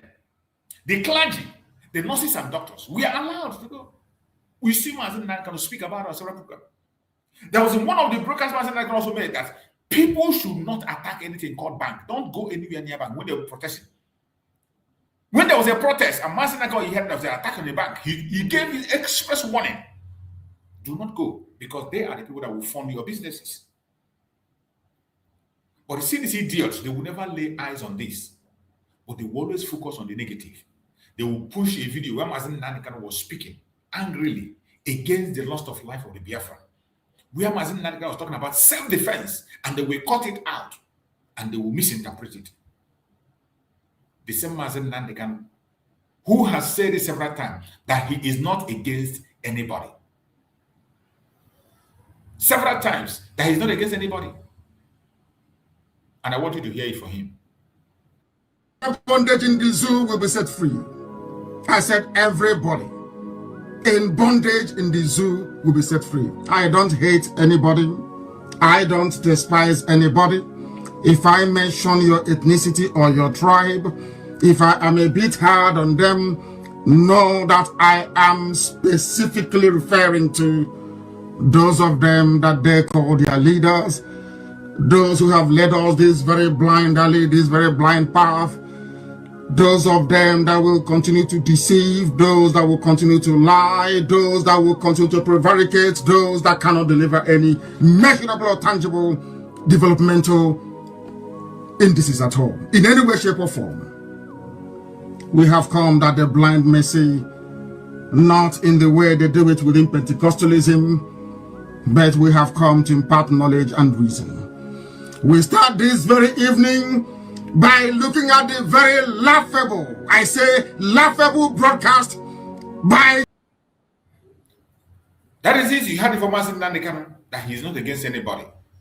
But some people will always focus on the negative. There are many wonderful messages Nnamdi can have preached, exposing the evil in the Nigeria, trying to call the attention of the international communities to save innocent life, all for the benefit of humanity. But in most cases, go and check these messages. They don't pay attention to it. You see some Biafrans who are only focused on the negative. They will even come where you are preaching the message to set themselves free. That will not interest them. They will focus on argument on who is right or who is wrong. They will be focused on promoting personal interest. They will focus on promoting idiotic ideas that don't make sense.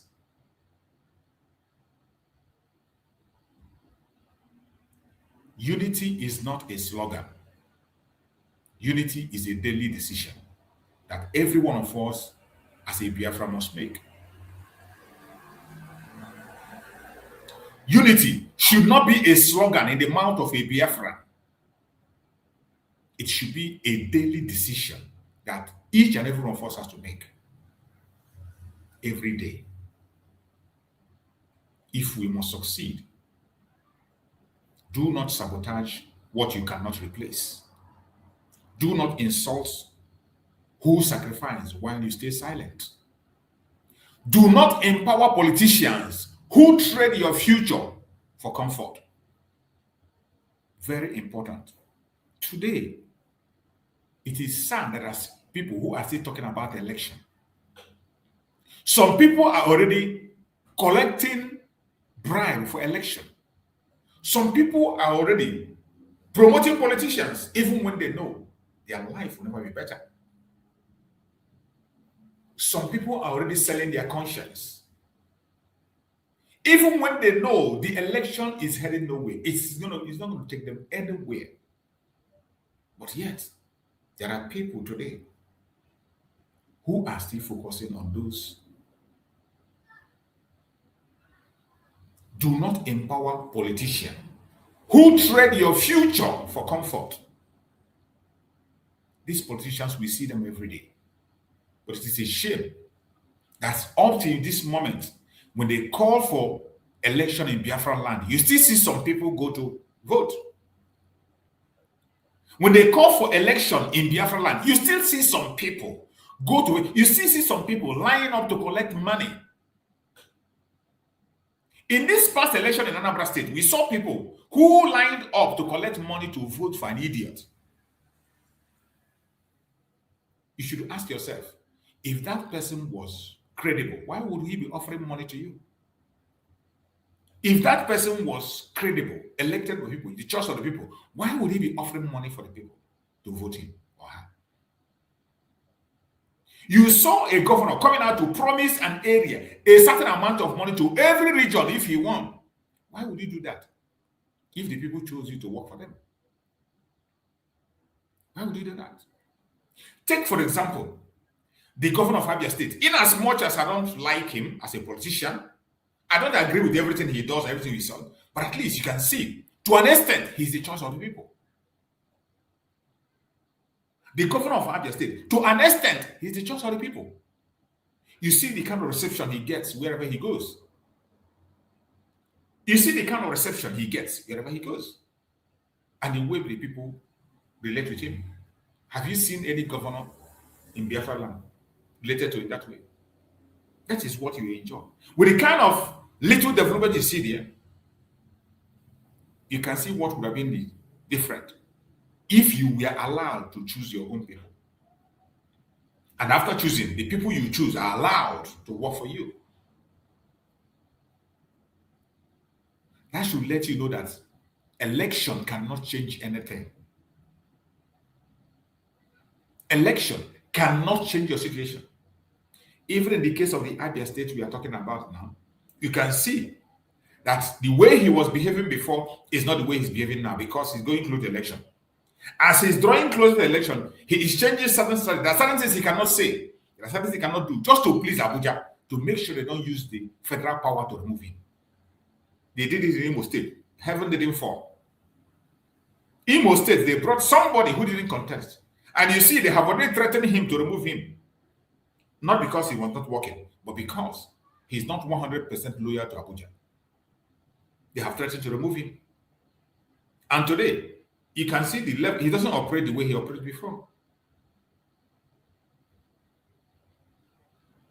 He is now playing loyalty to Abuja, even when he knows that the president is doing nothing.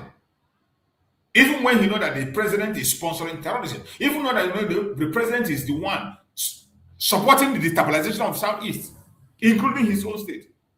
He pledged allegiance to him. That is what you get in Nigerian political system. Any Biafra that still thinks that politicians can save him, that election can save him, that Nigerian politics can save him, you are an idiot. And I bet you, Nigeria will happen to you. And when it happens to you, you will not live to tell the story. Do not empower politicians who trade your future for comfort. Don't.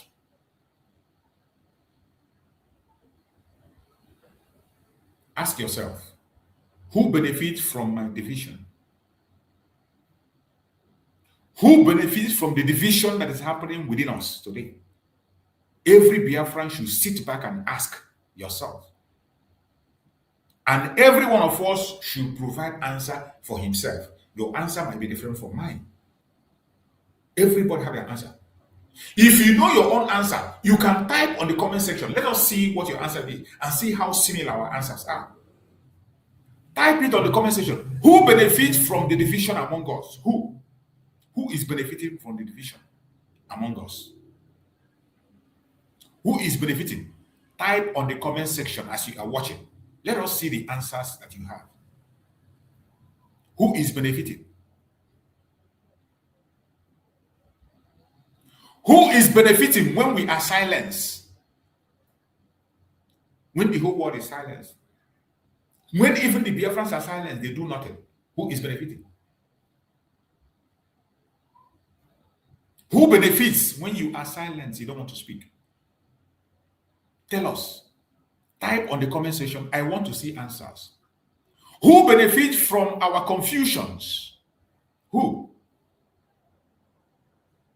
Who benefits from the confusion?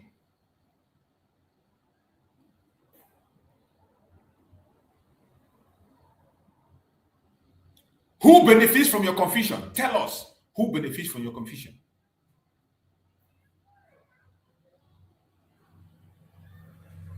Who benefits? Who benefits from your confusion? Tell me who benefits from your confusion.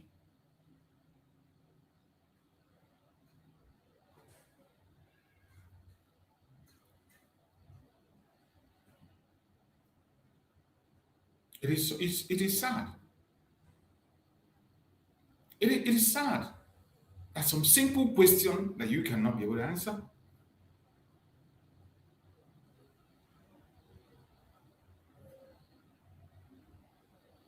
And if you want to know the mentality of people and the kind of people that we have, you see, each time I come here to make a program, I put a link that if you are man enough, you have a superior argument to engage me, you click the link and come in. You don't come to comment section and become a nuisance. You don't come to comment section to become a nuisance. I cannot be bullied. Nobody can tell me how to talk or what to say. They never born that person. They never born that idiot. Nobody, not even my own parents, can direct me what to say and how to say at my age. I might look very small and very young and very little to you, but I am not. I am not. I am not. I'm not a child. Nobody can direct me how to talk or what to say, or make me say what I don't want to say. They never born that very person. You are not yet born. We are supposed to be human beings, have our own word and our own decision, make our decisions, and know what to do, and take responsibility for any action that we take. For anything I do or anything I say, I take full responsibility.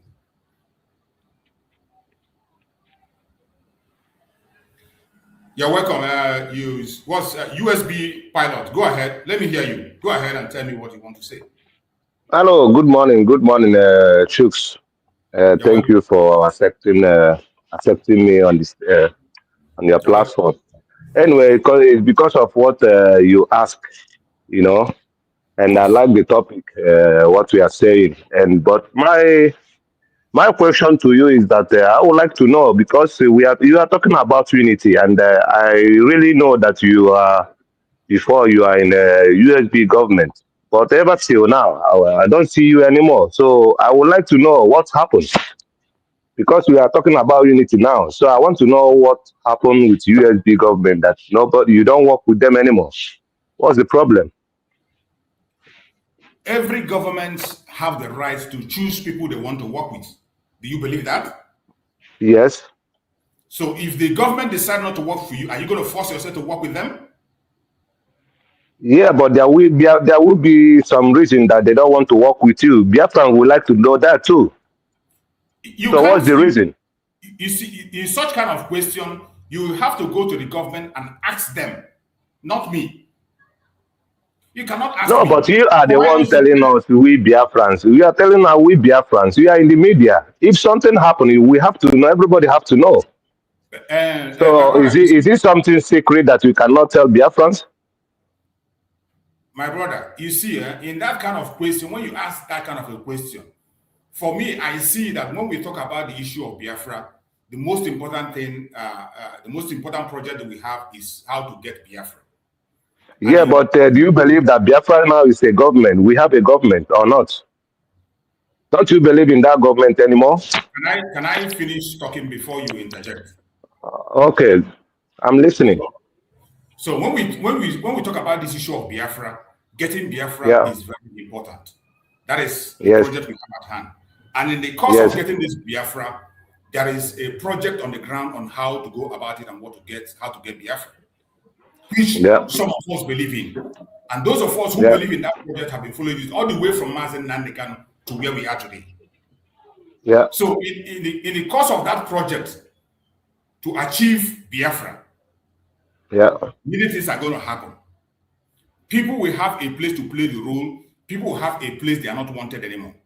So whenever you are in it and it is ongoing, when you get to a stage when you feel maybe you feel that you can no longer be able to perform in it, or maybe you don't have any role to play again within that very environment, or maybe you're not wanted, you don't have to go and begin to attack the government. I don't believe in attacking the structure, or maybe you go against it, but you can still be on your own and fight for what you want to fight for. Yes, of course, our leader also said it. Anywhere, anything you know that you can do to bring all Biafra, then you are accepted to do that. This is true.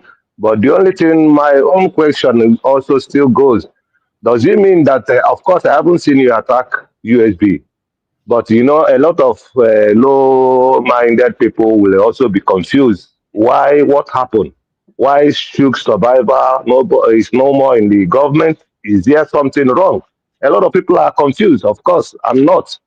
But I would like to know what really happened, because if the government is working normally, of course, it's not everybody it's not those ones that they started it will end it up. There are still a lot of people. There are still a lot of posts people can still get.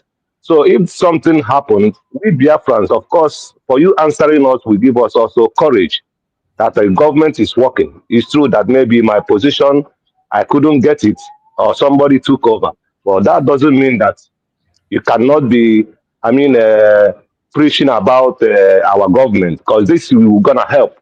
But this is my question. My question goes there because I would like to know what really happened that you are no more talking about this government anymore. That you guys went to Finland to be declared, and we have a government. So the confusion, I cannot put it to we listeners. You know, you also people are making us to be confused. So that's my question. I want to know what really happened. Please. When you say I'm not talking about the government of Biafra, I don't understand what you mean by that, because when I haven't seen you preach. You are no more preaching about USD. You are no more preaching about anything they are doing. You are no more preaching it. Listen. So are you not? Do you have your own government now, please? You are very funny. You see, that's certain things. There are certain things we need to have an answer for ourselves. There are certain questions we don't even need to ask, just like you are asking and you are still answering yourself at the same time. In terms of Biafra government, I have said it in several of my messages that Biafra government, we have a state that we come from, and we have a government of Biafra. We came from, I have said it that even most of my program, I have said it that I voted for this very United States of Biafra. Good. I casted my vote and I have not withdrawn my vote. Before that very United States of Biafra was put in place, this was a vote of more than 60 million people. And there is nothing that will make me tomorrow to say I am walking away from United States of Biafra. I'm happy to hear that. But when it comes to policy, I cannot defend a policy that I don't know about. When you see me policy that you don't know about, when an issue is not clear to me, I cannot. I am in the media, and I will be, just like I said before, I will be held responsible for every single thing I say or do. So before I say or do or defend any policy, I must have to know the in and out of it, understand it. But I understand you, but hold on. It is different for you that is talking. You're on the background talking. Nobody sees your face. Nobody knows you. It is different from me. Like as I'm speaking here now, if you see me anywhere tomorrow, you remember that this is that person that says something and something. If you see me somewhere, you remember that this is the guy that was talking rubbish or saying something somewhere. You remember. It's a different issue. So on my own, I know why I came into the struggle of Biafra more than a decade ago. I know why I came in. I didn't come to fight anybody. I didn't come to fight for anybody. I didn't come to promote anybody. I came to fight for my own freedom. That was what I came for. And I will continue to stand on that until I am no more. Nothing will make me to stop. In terms of the policy, the strategy I've told you, from the IPOB up to autopilot, getting to US BRICS, and to the United States of Biafra, I have been following up, I have been there, playing my role that I have to play. And where I am today, I have not taken my vote anywhere. The United States of Biafra that was declared was something that was put in place by the dream of every of us. And more than 60 million people agreed on that. I have never taken away my vote. And I will not take it away because it's something that is meant to be. It is the dream of everybody to have a United States of Biafra. That is what we say will be called. I can't say maybe there is something that or maybe because there is something I'm not doing again, or maybe there is something that happened, or maybe there's somebody that did something or something. Because of that, I will condemn something that was put in place. I can't do that. I'm not such a. And for people who talk about position, for me personally, I am not interested in anything called position. You can go and ask people. For you to be able to have anything called position in this very United States, in this Biafra struggle, from the time of Master Simon Ekpa, for you to have a position, there is things you must do first. There are certain things you must do first. Thank you for your response. And I also want to ask, also like you said, you are not okay. On that issue, because I see some people talk about that. Some of them will say you are looking for position or you'll be looking for position. Before ever you will be appointed for anything or hold any position, there are some forms you have to fill and submit to the government. You must have to sign an agreement and submit those forms to the government. All the way from the time of Master Simon Ekpa, I have never filled any form to anybody or signed. I have never filled because I am not interested.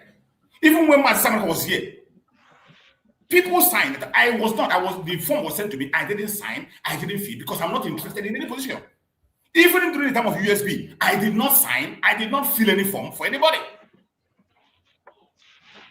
If I wanted position, that is the first step to take. You must have to play the legend. You must have to sign and fill those forms. But I know that Biafra I'm talking about is not about position. I am not interested. I'm not interested. So before anybody will come and begin to say it is because of the post, the things that qualifies me to apply for that, I did not even participate in it. I didn't. From time of my assignment to today. And I will not. Because that is not what I'm for. Not today, not tomorrow. I will not fill any form for anybody. But issue of Biafra, I will support everything that has to do with Biafra. That doesn't mean that when I will promote a policy that I don't know. Policies that I understand, which I know their foundation, I continue to preach it. It is a matter of freedom. When this Biafra come, all of us will still meet there. Whether you like me or you hate me or I said something, the only thing is the law will take its course. Maybe the court of Biafra will say, during that time I was talking rubbish. You go to jail for some time, I go and come out. If I am free, I'll be vindicated. As simple as that. Go ahead, my brother, if you have something more to say. Okay, thank you. And you are in the media, and you were also together working with USBG before, and now you made it possible for me to know why you left his policy. So, but anyway, I don't have to ask you what kind of policy that made you to run away. But like as you are in the media, and you say that you are still that you cannot take your vote out. You are still with USBG. So why are you not promoting that government? You say that you are safe. For you not preaching about USB, is it helping out or is it helping out? For you not, you are not. Promoting or saying something about the government you say that you still trust, you still inside, but you are in the media and you are not talking about the government. So what does that mean? I don't understand your question. You said you cannot take your vote out, that you are still in USB government. Yeah. I didn't say I am in USB government.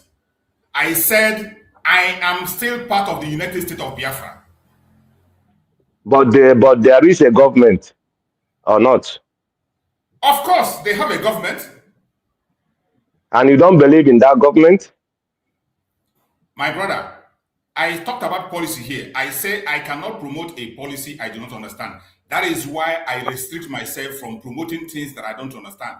I only speak. That means you don't believe in USB. That means you don't believe in that government. That's what it means. Because one person cannot make a government. You cannot be in the media and you telling me that you don't want to take your vote out. That means you still supporting that government and you are not promoting it. So what's the meaning of staying in the media? What are you telling Biafrans? Listen, you have to prove. Just like saying that you said that one person cannot make a government. Yes. My own particular self now, as I am not the one that's going to make the government you are talking about. So what are you preaching? Because my message is Biafra. I am preaching Biafra. Your message is Biafra. So can you get the Biafra without a government? Can you get it alone? Yes. What? Can you get that Biafra for you staying only in the media every day talking without doing something? My brother, everybody have their role to play. There are people who claim that they are the ones that are going to do a part. Just like Mazen. Brother, let me tell you, we are from IPOB. We are from IPOB. We went to autopilot. From autopilot, we went to Brigi. From Brigi, now we are a nation. If you are preaching about Biafra, you have to preach Biafra as a nation. We are tired of this independent media. You people are coming here and talking.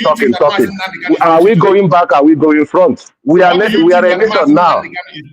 Hold on. What do you think that Nnamdi is preaching? Nnamdi is preaching, and what he has been preaching, we already gotten it. Do you believe that? What do you think that he stands for today? He stands for Biafra, USB. He stood for Biafra, Gidibam. Don't you believe that? He stands for what? He stands for USB, Biafra. He stands for Biafra. I Or just is he told you not Biafra that he is? United States of Biafra. That is what I told you. Yes. He stands for United States of Biafra, and he knew that we already gotten it. That's why he's still living till now. So don't you believe that? Listen to me. Don't confuse yourself. Don't confuse I'm yourself. not confusing. You don't confuse yourself, and you cannot confuse me. Let me tell you. I am telling you that personally, I stand for United States of Biafra. That is where I stand. Why are you not promoting it since you are in the media? Why are you not promoting USB when you are still in the media? Biafrans are listening to you. Why are you not promoting that government Onyendu was fighting for a long time? Why are you not promoting that government? When if you believe in that government, why don't you promote that government? It seems you don't know you don't know what Onyendu is fighting for. And when you say Onyendu is fighting for what me and you is still fighting. You don't know what Onyendu is fighting for. So what is he fighting for? You don't know what he's fighting for. Tell me, I don't know. Okay, tell me, I don't know. You don't know what Onyendu is fighting for. Can you tell me what Onyendu is? He fighting for Fulani nation or is he fighting for Yoruba nation? Is he not Biafra? He's fighting for Biafra. Okay. So what makes you to think that I don't know what Onyendu is fighting for? So or is USB government not fighting for Biafra? Or they are fighting for something else? That question is left for you to answer. You don't have any I want to know because we are in that government before and you left without telling Biafrans what happened. We want to know why you left. Is it because of money or is it because of position? Why do you leave Biafran USB? What makes you to leave that government? Is it position or money? Are you requesting for payments? We want to know. Tell us. The person that we are no more in government now. We are a nation. The person that sent you, what did the person tell you that? Mr. Man, nobody sent me. Don't talk. No, nobody sent me. Talk. Okay, you asked me to enter this. Talking about that. You said? What do you think that made me to leave? I don't know, brother. I was listening to you. I like you when you were there, and all of a sudden you left. So I want to know. Listen. You don't need to like me. Yes. You don't need to like me. You need to be able to use your common sense to know what is truth and follow it. The same thing I'm putting to you. Yeah. So use that your common sense to tell us why you left, please. I have told you that I cannot support something that I don't know about, okay? So what kind of policy was that? We Biafrans want to know. Which policy? Only you know that policy. A policy I do not know. Is that only you that know that policy? Don't you want Biafrans to know about that policy? Well, so if there is something bad, if there is a bad policy, then we have to talk to our government because all of us we are government. If you pretend to sleep, I can't help you. Okay. Mr. Man, talk about the policy. Let us know. You guys will stop coming in online and talking about Biafra when you don't know what you are preaching. We are no more kids anymore. We have passed the Rubicon. So tell us what makes you to leave that USB. You guys will stop making money on the internet every day, coming out to get viewers when you are not in the system, when you are not in the struggle. Okay. We are no more fools anymore. Okay. Can you on your camera? On your camera, let me see. I cannot. I'm at work. I'm just answering. People like you are those. Brother, you cannot hide my question. What kind of policy? Which policy are you running? People like you are those clowns who cannot use their common sense. Only what you do is to come and distract people or to come and write unnecessary issues on comment section. You have asked a question, I gave you time, and I gave you that time to answer you in a way that can make you use your common sense, but you failed to use your common sense. So I can't help you. You talked about United States of Biafra. I told you that United States of Biafra that I know all the way from Nnamdi Kanu, I continue to support. Till tomorrow, I will support it. But when it comes to any policy that doesn't follow up what I know to be United States of Biafra, I cannot be part of that. And you cannot come here to force me to promote anybody or any group or any person. I will never do that. I am not here to promote anybody, nor a person, nor a group. What I come here to promote is Biafra. And the Biafra I'm talking about is the unity United States of Biafra, not the divided state of Biafra. So whatever thing you want to put on your table, whatever you want to promote on your own side, it is your business. You are entitled to your opinion. You are entitled to follow whatever you want to follow. So when people like you come online and you cannot use your common sense and you want to force word out of me, you want me to tell you why I'm not talking about whatever you believe or whatever you call, what I'm not talking about. It is your business. I have told you that I cannot promote a policy that I do not understand. Not until when I understand the policy, I can be able to promote it because my face is on the line. Which policy is that? Whatever I say here, at the end of the day, it is what I say that counts. Tell us the policy. It is what I say that people are going to interrogate. Not people like you who come here facelessly and you hide on Man, you don't know. And you say what you want to say. You have nothing to say. Better go inside the room. That is not Stop coming out here to talk. If you want to talk, you want to make sense, Stop you on your camera and talk about Biafra.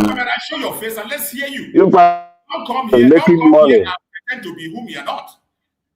Because some idiots like you, what they do is to go and distract people on their platforms. You have nothing to offer. You have never offered anything. You can't even be bold enough. I don't tell you by my about the Biafra with your face. You promote United States of Biafra. Come here, use your face and promote it. Why are you scared of using your face to talk about it? An idiot, a clown who cannot stand with his face and talk, you come here to challenge me. Use your face, appear with your face and talk. If you are ready to appear with your face, put on your camera and speak. Let people hear you and know how smart you are. Not an idiot who will come on the comment section to come and begin to they don't come forward. Let me talk. Put on your camera if you want to speak. Put on your camera and speak. Put on your camera. I can't come here and support an idiocy because you come here to come and talk rubbish. I will not. Let me talk. I can't do that. And you can never force me to support what I don't know. I only support the policies that are clear to me. Let me talk. My video is now on. Show your face. Show your face. Show your face. Why are you hiding? Show your face. Rest. Go and rest, Mr. Man. Show your face. If you want to speak, show your face. Let's see who is talking. Show your face. Let's see who is talking.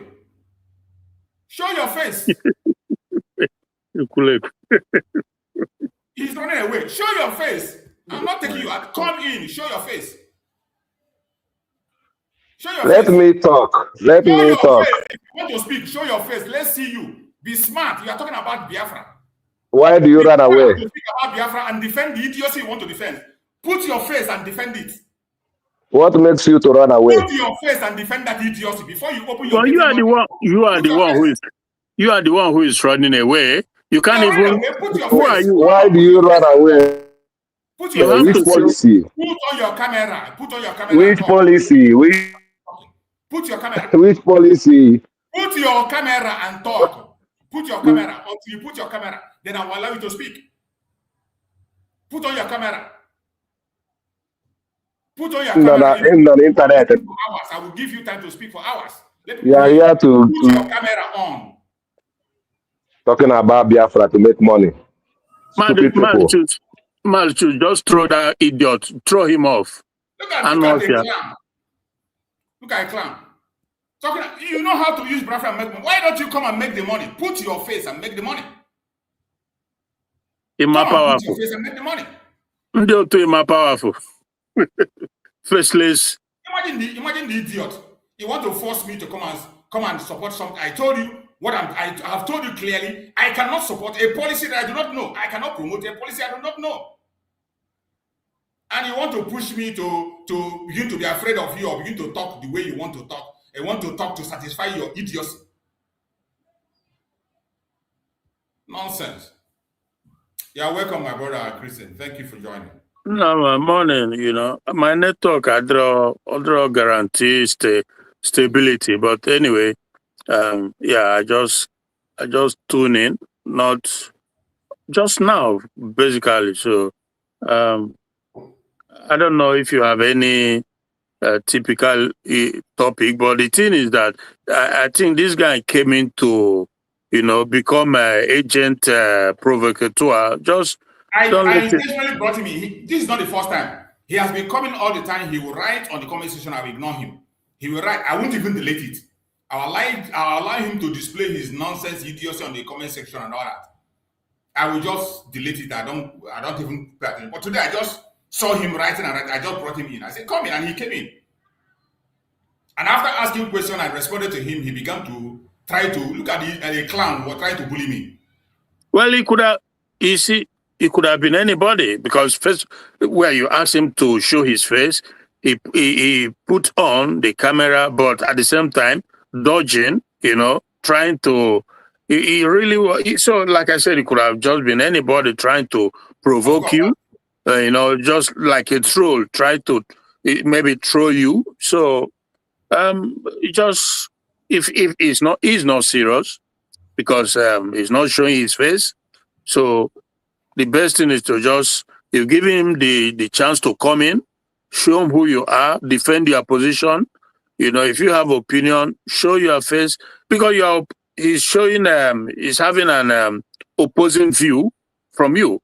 Therefore, he should be able to come out and show whom he is. And you give him an ample of time to do that. He doesn't, then just throw him out. Let him go and form his own channel or YouTube and say whatever he wants to say. That is, he's trespassing. You don't have right to come into someone's platform and think you can take over or make them become or do what they don't want to do. You don't have that right. Nobody has the right to do that. That's why for me, I don't go to every platform. I can listen, but I don't have to come in. I don't have to talk. I don't have to make my opinion, because if I'm not welcome, I'm not welcome. Yeah. So if you have an opinion that you want to, you believe so much in, you can make it. Either you go and have your own platform, but I don't believe in going to someone else's platform and make them to change the way they conduct theirs. You go and conduct yours. Go and get your own platform. I don't know. I really don't know what his viewpoint is. I don't know what the argument is all about, but I just feel like, if you come into someone else's platform, you have to make your point. If the person doesn't agree. But if you are trying to force your opinion on that person, that's you are crossing the line. So yeah. What do you? So yeah, sit at home today. Sit at home. We honor Nnamdi Kanu and jointly with PM Samonekba, and I don't know if there's anything going on currently, but we just have to continue at the same time, so, and see what happens. We're doing the little we can, and believing God that everything will work out. So yeah, I'm with you at the moment. So I don't know what your viewpoint is at the moment. So thank you so much, my brother. This idiot just come and distract my program unnecessarily. It's so annoying. Some of them, they will keep on trolling and all that, writing, and even when you ignore them, they will keep on writing some unnecessary things and distracting people unnecessarily. You came in, you asked a question, I answered you, and you were pushing. I should tell you why I'm not preaching United States of Biafra. That I'm preaching Biafra is not enough for you. That you should tell him why. I should tell him why I'm not preaching United States of Biafra. Hello? Who the heck is he to say it like that? Why I'm not preaching United States of Biafra government? I told him I'm preaching United States of Biafra. As in terms of government, I do not understand most of the policy, and I cannot preach what I do not understand. That's what I told him. And what did he say? And he said, I'm deceiving people. I should stop it. If I cannot preach the United States of Biafra government, I should stop preaching Biafra. I should not be talking about Biafra. He's a madman. Imagine the audacity. He's mad. He is just mad. This is very much insane, I can't just understand. He's I can't mad. understand. And that is part of the topic I was discussing today when I talk about the betrayal from within. The betrayal from within. Yeah. It is part of it. Yeah. The betrayal from within. Some of us, when they come, they pretend they are fighting for this Biafra. But they are not. Brachus, I've said it in the past too. Having observed what is going on, I just came to the conclusion that, look, the mind of human being is just so, man, if you understand the behavioral nature of human beings sometimes, it's incredible, absolutely incredible. And that is why you have to be able to see the direction one is going and be able to observe what they do to take a position. Because, I mean, it's not, we've seen it in the past. Almost everywhere, for the most part, that somebody can come and be preaching to you, Biafra, Biafra, Biafra. He wants Biafra freedom. But in actuality, he believes in one Nigeria. Or he's a believer in P2OB. So many of them are believers of P2OB. They believe that one day, or that P2OB will be president. Because I told you the story, the story of the experience I had with a guy in the city where I live. It's an Igbo guy from Anambra State. When I mentioned, he said to me that we don't need Biafra. I told you that, So we are talking generally, He said we don't need Biafra. I said, what do we need then? And he's a fairly an educated guy, and he's doing well, very successful. But that is his mindset. He said that we are travelers, we are traders, we are this, we are that. Therefore, that Nigeria, we need the Nigerian largeness, the market, the this, the that. I became very weak and disappointed that a guy you think has something in his head can get so low, low, so much. You see, at the level of disappointment, I just look at the guy. Typical low IQ individual, really. So because Nigeria is 200 and something million, whatever, that is what will be a reason for you not to seek freedom for yourself, for your people. Given what Nigeria represents, given everything that been happening and is still happening, how do you explain that? But again, I did not try to further waste my time, trying to. I was just so disappointed. I did not.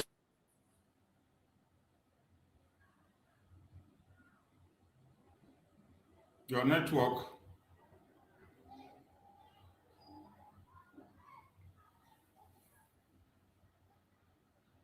Your network is bad. We can't hear you anymore. We can't hear anymore. So, fellow Biafrans that are watching, please don't get distracted. Sometimes these are what we face, more especially those of us in the media. These are the challenges we have to face, the hurdles we have to pass, and we have to take the responsibility for everything and continue to move on.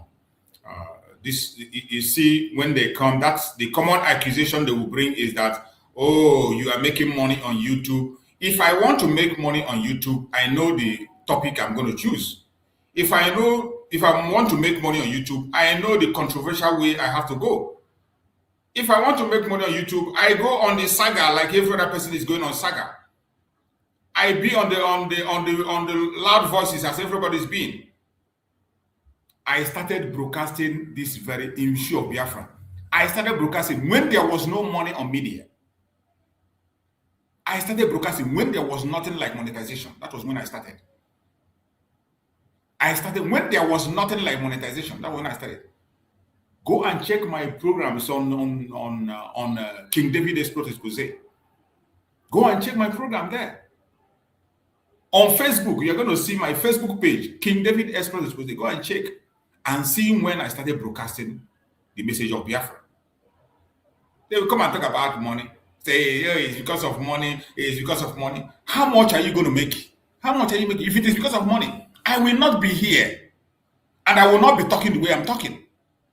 I know the line, I know the line that gives them the money. I know the lines that those who are interested in money follow. I don't don't follow your saga, neither do I follow anybody. I'm just on my own, preaching my own message. So why are you troubled with that?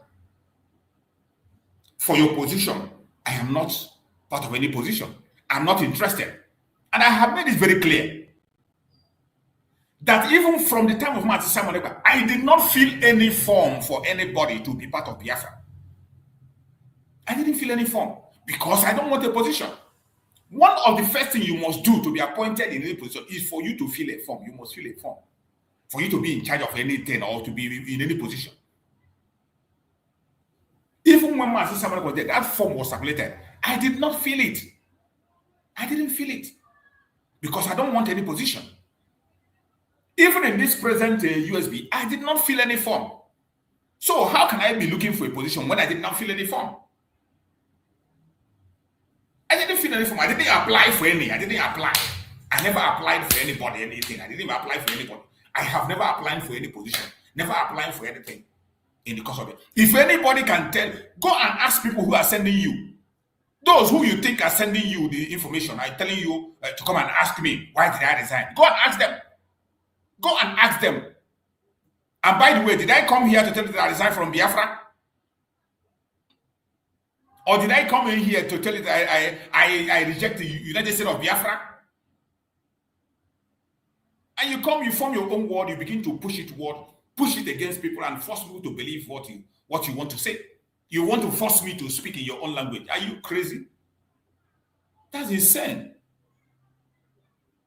I never applied and will never apply. I'm not interested. This simple narrative that they use against anybody. Whenever anybody does something, it's more especially people in the media. They will say, it's about money. Oh, it's about position. What nonsense position? Position of what? On the air, on the media. Online position. What am I going to do with it? Bro Christian, you're welcome. Are you there, Bro Christian? I think you were kicked off before. Maybe the network. We can't hear you. We can't hear Bro Christian. Your network is really bad. We can't still hear you. We can't still hear you. We cannot hear you. Maybe you try to change your position. Your network is not responding. So my fellow Biafrans, please, I'm so sorry for that distraction. I'm so sorry. Everybody should maintain peace, no matter how angry you are. As I've said it, sometimes I get angry, actually. I get angry when some unnecessary matters begin to come up. I'm not against anybody. I'm not fighting anybody. I didn't open a platform to fight anybody. My platform is not for saga. It's not for a particular group. It is for Biafra cause. Whatever cause that I believe in, any cause I believe in, that this is going to help them, I will promote it. Anyone that I don't believe in, I cannot promote it. I will not talk against it. I will not talk for it. As simple as that. That alone should tell you know that this man didn't believe in this. So let him be. If I'm preaching the one you don't like, walk away, go somewhere else and listen to. There are many platforms that is going to preach those ones you like.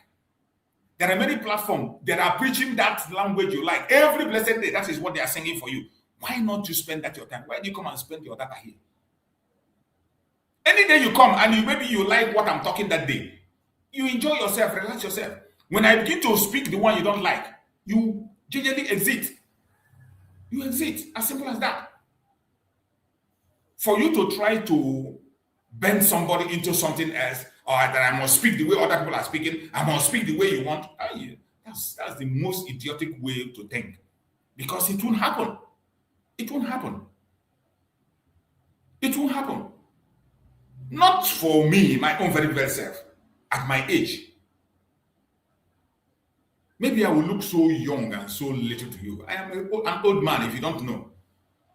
If you don't know it now. So at this age, I should be able to take my decisions. Nobody can decide for me how to do what I want to do or what. Nobody. You can't decide for me. You can advise. When I see that your advice is reasonable and responsible, why not? Why not? Of course, I take the advice and make it, but to force, you can't force me into anything. Never. Never. So I gave the example, the necessary information that need to be given. And if you're not satisfied with that, sorry to disappoint you. Sorry to disappoint you, but I can't help you. I can't help you. Let's take just a very quick break and we'll come back and proceed on the last section of the program. Of heaven, the very oldest language on the face of this very earth. Because I can say that from what I have just listened from you, it is just not ordinary. Very wonderful.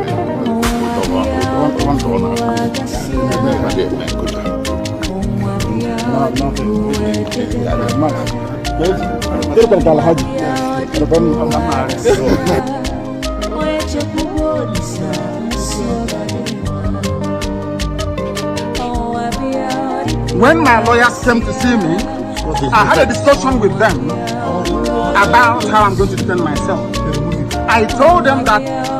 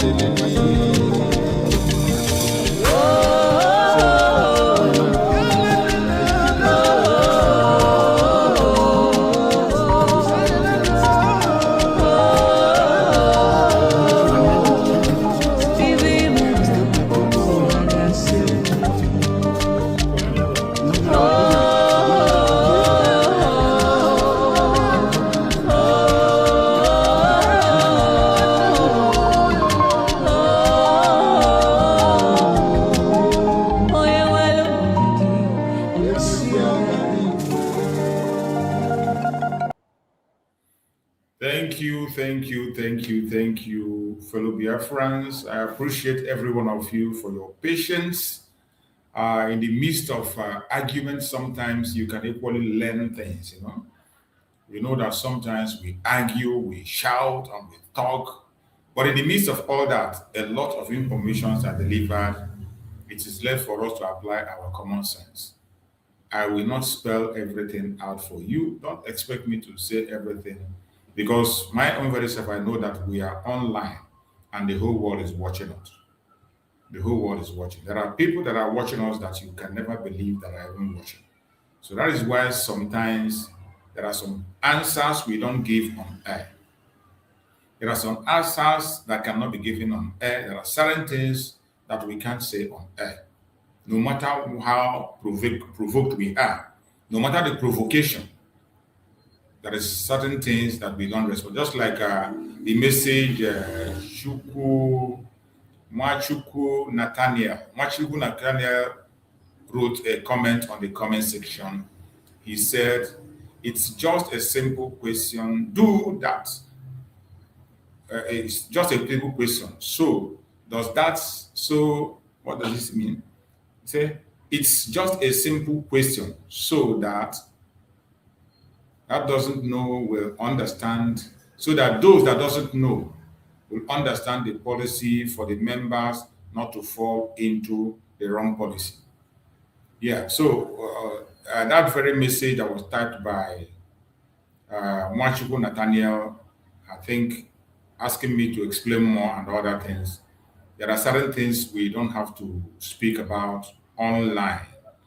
I cannot be here talking about unifying Biafra and also putting Biafra together, and I will at the same time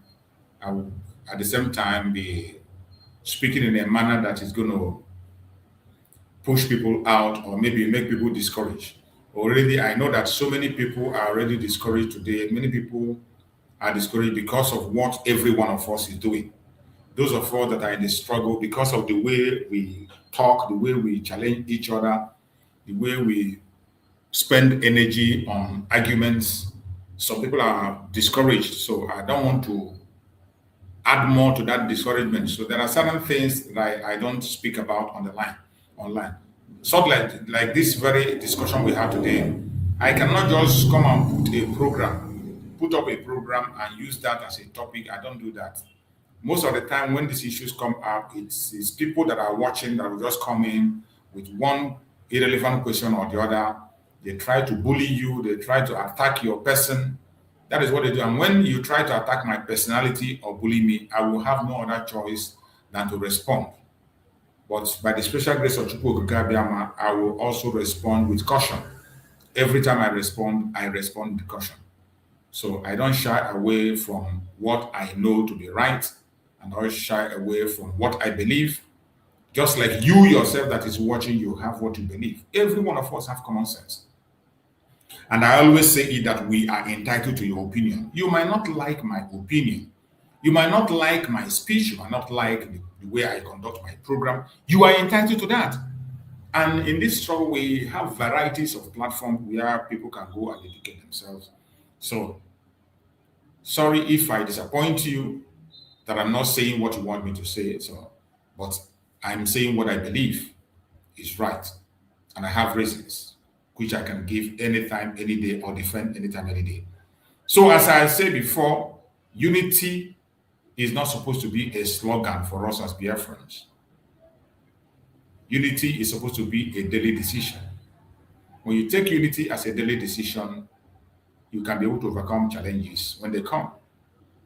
And it's because I've taken those decisions, that is why sometimes I tolerate a lot of things. I leave the room open, even when I know that you are coming to make trouble, when I know you are coming to bring a contrary opinion, I will still allow you to come in and air your opinion, give you time to see if you can be able to be reasonable. When I see that you become unreasonable, I will have no choice than to put an end to it. So I still remain in that point. Unity is not a slogan. It is a daily decision. Do not sabotage what you cannot replace. Anything you cannot replace, don't sabotage it.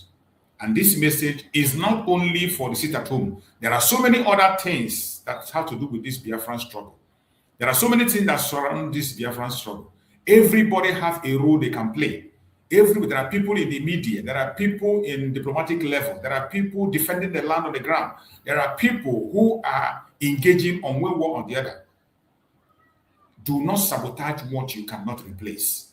Anything you know you cannot replace in this course of struggle, please don't sabotage it. Allow it to continue to flow. Let everybody focus on their own department and continue to do what they are doing to make sure that our voice is being heard. More especially at this particular point in time. Where we are now is a time where we need to be shouting to make our voice heard. It's not a time for argument. It's not a time to begin to talk about who is wrong or who is right. Let the world hear us. And later on, we can decide who is wrong or who is right when we get to Biafra land. When we finally get recognized, when we get to our homeland, then we can decide who is right and who is wrong, who has offended and who has not offended. But for now, do not sabotage what you cannot replace. Do not insult those who sacrifice while you stay silent. That's what I'm saying. Just like those of us who are putting our face on the line. You cannot even be bold to put on your camera and speak. Nobody knows you. But yet, you will come online, you insult us, you abuse us, you curse us, you distract us, you demoralize us, you try as much as possible to make us uncomfortable, even when you cannot do what we are doing.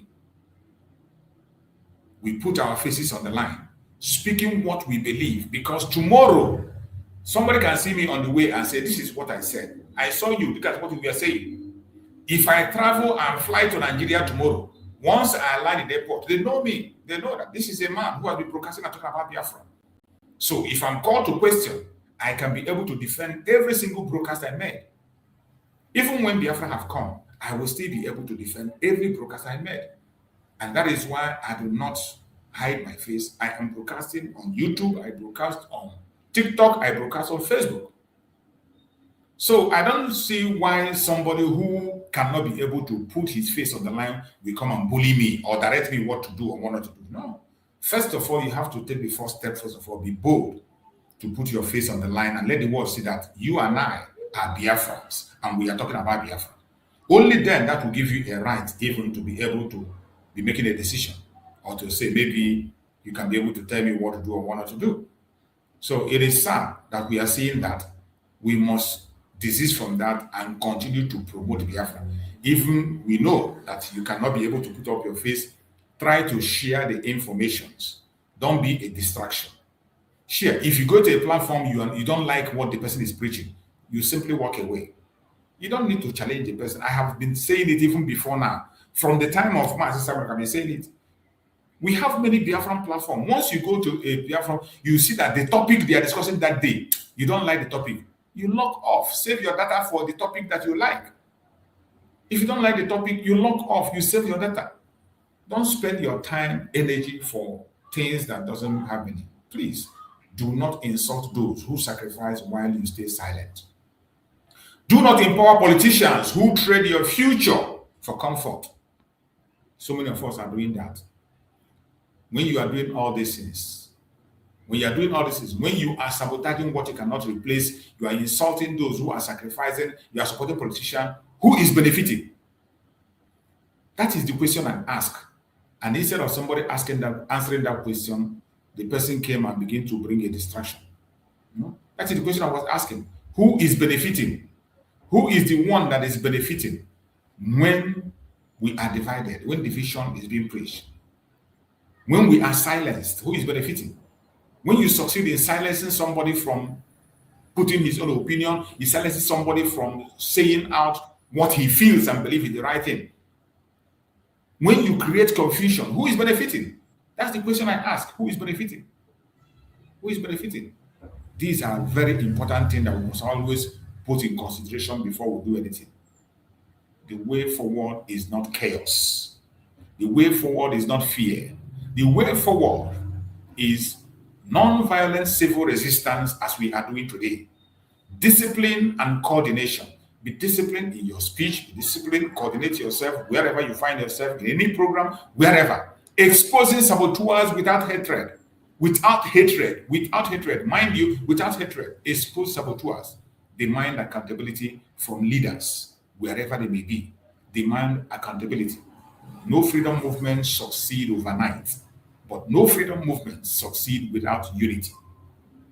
No freedom movements succeed overnight, but no freedom movements succeed without unity. Take that to heart.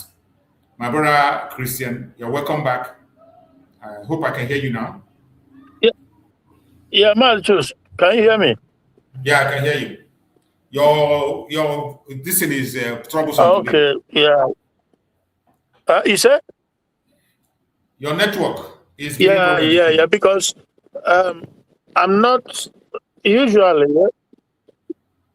Yeah, Shay, you don't hear me now? Yeah, I can hear you. Go ahead. Hello? Yeah, when usually the network is better at work, but I'll be off for like 2 weeks. Now I will be off. Maybe I will consider if I will travel to Netherlands or not. But the place where I stay, I've told you in the past that because I'm alone here, my family is in the Netherlands. So that is the problem. You can't go and rent a huge place and be wasting money while, so it is what they, but anyway, I will come in as much as I'm able to, as much as the network allows me, and I make contribution, and that's it. So obviously the guy that came in, that guy before, he came in to just cause confusion, but that is okay. There's nothing to be confused about. So whatever. So you are doing your job. Just keep doing your job. Nobody can distract you, even if they do. It's just gonna be for minutes or whatever. At the end of the day, you know what you are doing. You know what you are driving at. The channel belongs to you. You have to make your point. Whether somebody likes it or not, it's their own business. The life is easy and simple. People trying to complicate it, it's up to them, So for me, I figure that I've seen, because again, you have to give people benefit of doubt, But I've seen. Hello? Can you hear me? Yeah, I can hear you. Go ahead, Marura. Yeah. Hello? Yeah. So I said you allow people. Yeah, so you allow people the chance to see whom they are, which direction they are going. If he aligns with you, fine. If he doesn't, you go your separate way. You can continue with your objective. That is what it is, So you cannot force me to come and be talking about something you want me to talk about when I'm not okay, when I'm not pleased, when I don't believe in what you are doing. Like for me, when it comes to, we agree that we almost unanimously agree that Biafra has been declared on that 29 thereabouts, November. So, but obviously there's a vacuum, and I've seen that there's a vacuum and nobody is making effort to fill the vacuum. Because if they do, we won't be having these guys who comes to the U.S. Congress and goes to the committee to not only speak things that are not in our favor, but speak things that are detrimental to Biafra actualization. Then you don't expect me, personally, this is my position, not about you, not about anybody, but me personally, you cannot expect me to come and be contributing either financially or otherwise towards organization I feel that has left a vacuum. So I don't want to, one thing I will never overly criticize or try to destroy them, but if you are that is my belief system. We all have brain, depending on how you make it work for you. Okay, so back then I used to have monthly contribution goes automatically from my account. I went through a lot to stop it because I wasn't pleased with everything that happened. And again, I don't want to come and destroy anything, but you have to make a decision based off your own idea, your own take, what you believe. So this vacuum is huge, and except we're praying that by the grace of God, when Nnamdi Kanu or PM comes out, then but hopefully whatever happens. But the basic thing is that haven't seen, because I follow them, the different factions, none of them is doing what is convincing, because like I said, severally, the people that goes to the US, to explain the situation going on in Nigeria, none of them goes there to speak for us. They're rather speaking for their one Nigerian is, to say the least. So where is the voice? Where is our voice then? So what are you forming? What are you leading? What is if we are contributing anything financially, what does it mean? What is it all about? If you, okay, it has been redeclared, right? So where is the capacity of being a nation redeclared, even though it's still on a stage that has not been fully recognized or developed, but at least there's a capacity. Given the declaration, it gives you some leverage to write and to speak and to go to places. In all this for more than a month now, maybe 2 or thereabout. This whole thing has been going on in the United States, and we don't have representative. What's going on here? So please, anybody coming to castigate, why are you not preaching USB? Why you go and preach USB, but leave me the heck alone? You know. Why would I go? What is it? What they call this humanitarian fundraising? I don't understand it. Where humanitarian? We're in Biafra land. We see everything that goes on in Biafra land as we speak. We know who is in charge, who is running the whole place. Is the Nigerian politician that is in charge, that is running it. Okay, I understand that we don't have any capacity now to do anything, but then,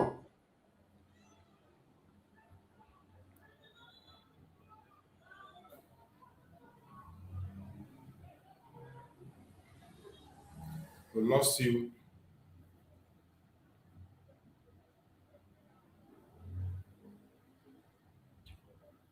We lost you, bro Christian. We can't hear you anymore. We lost you.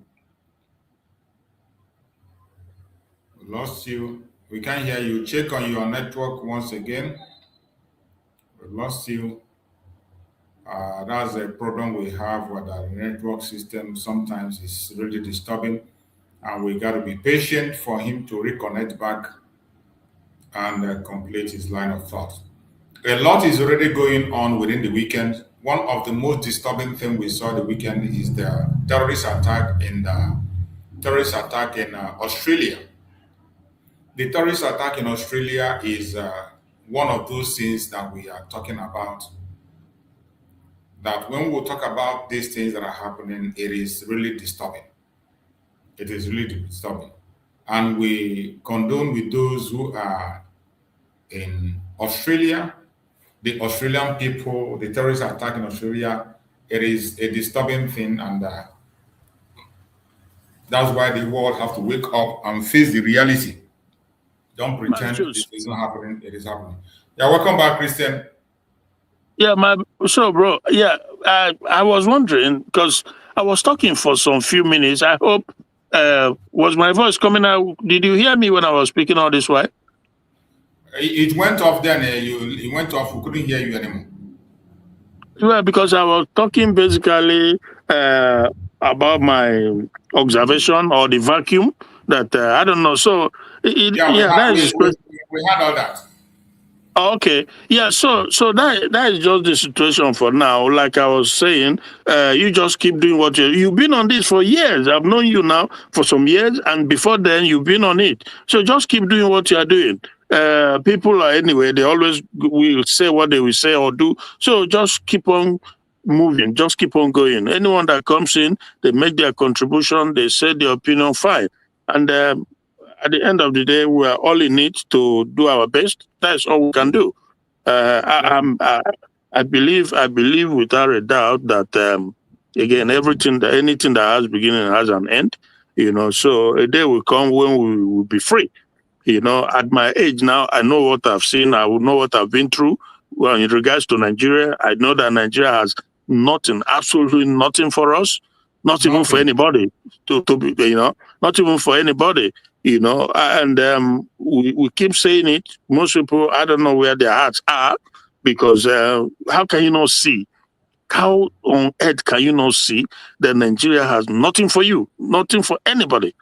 And it's simple. It's just so simple. It boils down to the argument. What happens to black people? We begin to wonder. There's no way Nigeria is going to get better. Absolutely not. Especially given the formation, the foundation, there's absolutely no way. So we just have to be grateful to God that we have a guy in this time, President Trump, who is able to shake up the place, at least make them aware that he understands what is going on, what the plans are. So are you ready for it? Are you ready to live in an Islamic Sharia world? Because that is what it's all about. There are global agenda to turn Nigeria into it. Is that what you want? If that is what you want, fine. But we have to make our point clear too, that we are not part of it.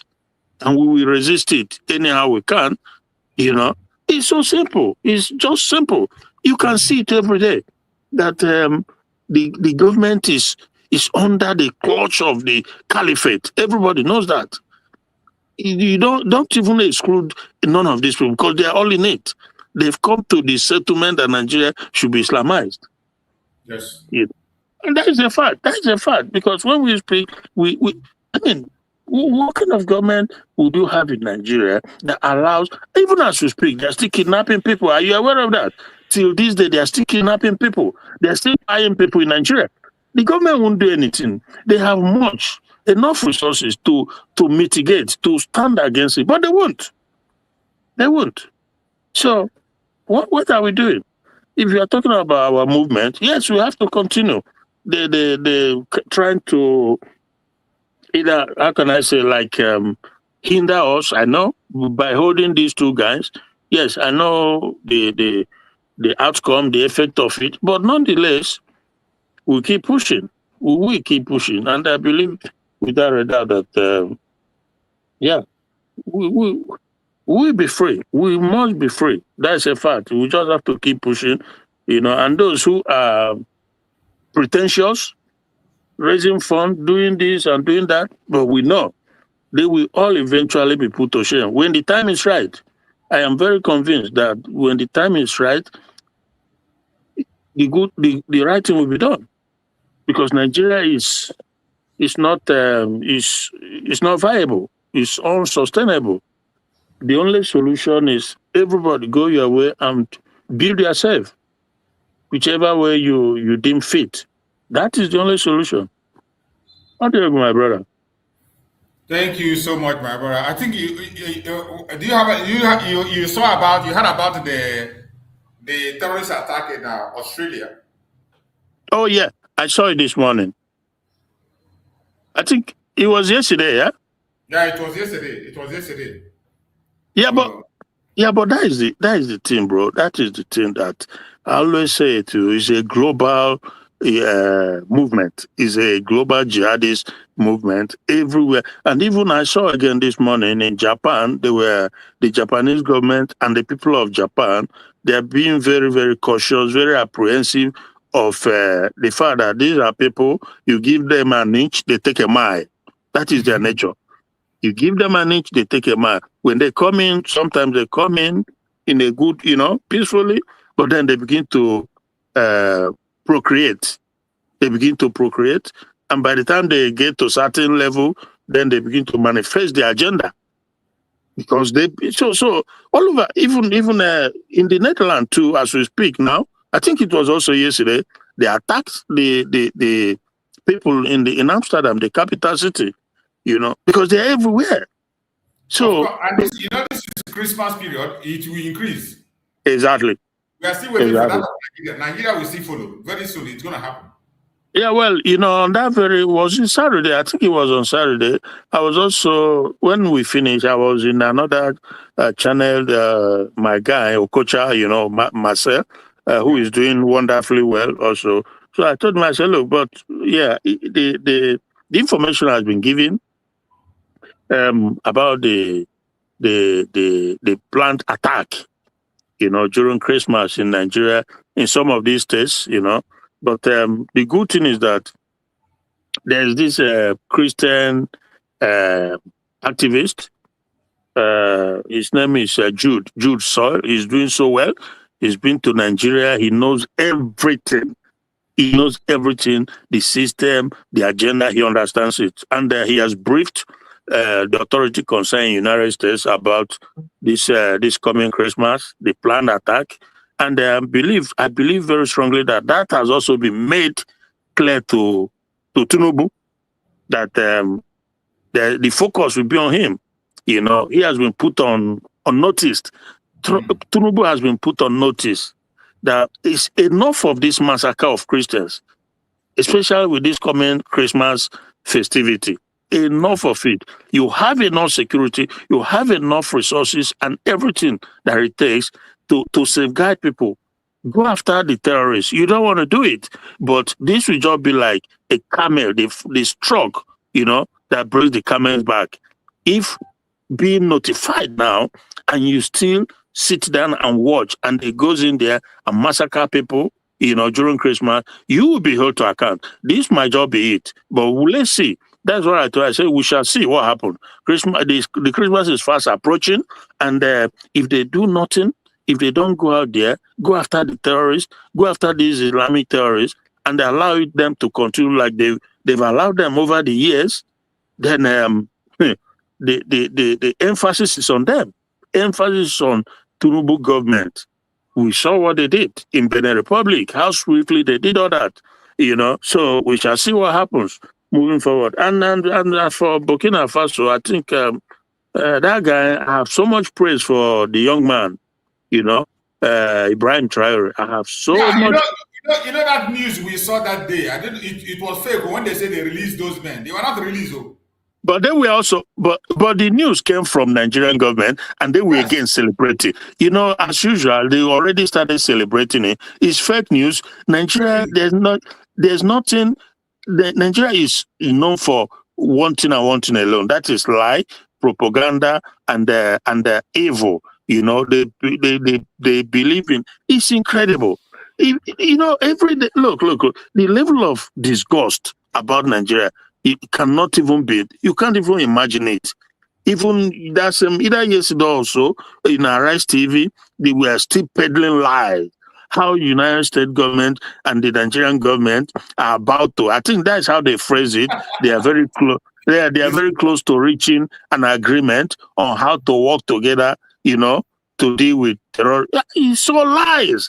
It's pure lies. Because it was the same Nigerian media, the Nigerian government through their media, that told us that they've released 11 military guys that, you know, and that, yeah, so again, they were like, okay, but that is just not true. How can you don't do that? What kind of, look, you are committing a serious offense against a sovereign nation. It's a breach. Yeah, it's a breach of their defensive strategy. And it's been proven now that plane is well wired, well equipped for data collection. The defensive is just a crime. It's a serious crime. Trust me, in a fair and righteous jurisprudence or whatever, they could go into, if not life imprisonment, they could very well, because you are committing a serious crime against a sovereign nation. They were said that the Nigerian government lied that they were on their route to Portugal. The Portuguese came out and debunked it, said no, there's no prior knowledge of them coming. Not absolutely. So they lie without shame. They don't care. They don't care what you feel. Oh my God! You see what we are dealing with when it comes to Nigeria. Tinubu, because Tinubu on his own has been like that all his life. It's all about lies and lies and lies. And when he's caught, the most he will do, he will lie down flat and be begging. This is what they do. You know, so the people lack absolute integrity. There's absolutely no honor on these people. This is what we have to deal with. That is on the way to Portugal. Now, the route to Portugal is not even, it didn't cut across the place they were found. So it's obvious that the French Macron is the one engineering this whole thing, because till this day, Macron has not relented in trying to reclaim, to get back this Sahel region, these three nations. He's still bent on, because France is collapsing. Yes. The French economy is collapsing, bro. Trust me. I have a friend that lives in Paris. It's not easy there now, because most of the free ride, most of the things they're getting for free for the most part, is no longer coming. And Tinubu now, because Tinubu, there's a deal he has with them, and the Nigerian people are sitting down stupidly, you know, just watching as they got sold out, completely sold out. He has, I don't know the deal he's trying to have with them over tax collection or whatever. So you can imagine who does that. What kind of crazy country does that?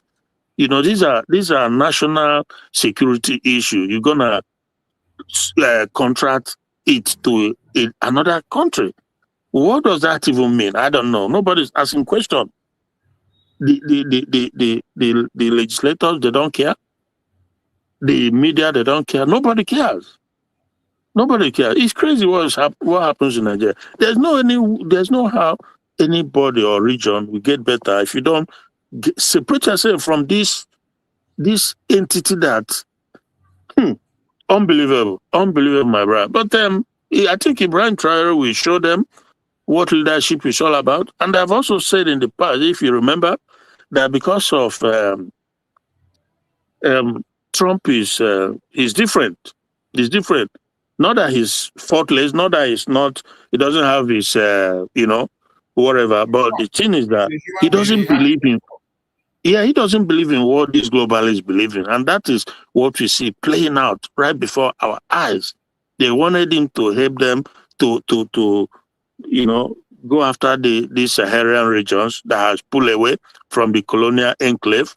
But he's not into it. He's simply not into it. Because he sees most of these African countries with all their riches and resources, and yet cannot even provide nothing for their people. No leadership, no nothing.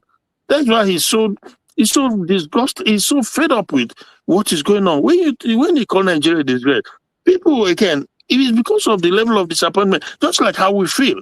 You have so much going for you, yet nothing to show for it. Of all the capable people in that country, is one old senile guy who is a criminal with a record with debt that they are holding on him. The French and the America too, because that's why he committed the criminality. It's crazy. It's crazy, my brother. Just for you, I would say thank you so much for your consistency and patience. Just keep doing what you are doing. At the end, those who are deceiving people, let them continue to deceive people. We know it when we see it. So no, for me, I won't be bullied. I won't be bamboozled by anybody. So thank you, my brother. Thank you so much. We appreciate you for your comments, and we must continue. Nigeria is going to hell. More and more things are happening, and just as the world should be thanking God for providing somebody like Donald Trump that is changing the narrative at the right time. Changing the narrative at the right time. If this silence continues, I don't know what the world will become in the next few years to come. I don't know what the world will be. But whatever happens, let's keep on watching and see. So let us look at some of the updates in the media. Even though some of these media sometimes, Nigerian media, they say the lie, just like we are saying, they are lying.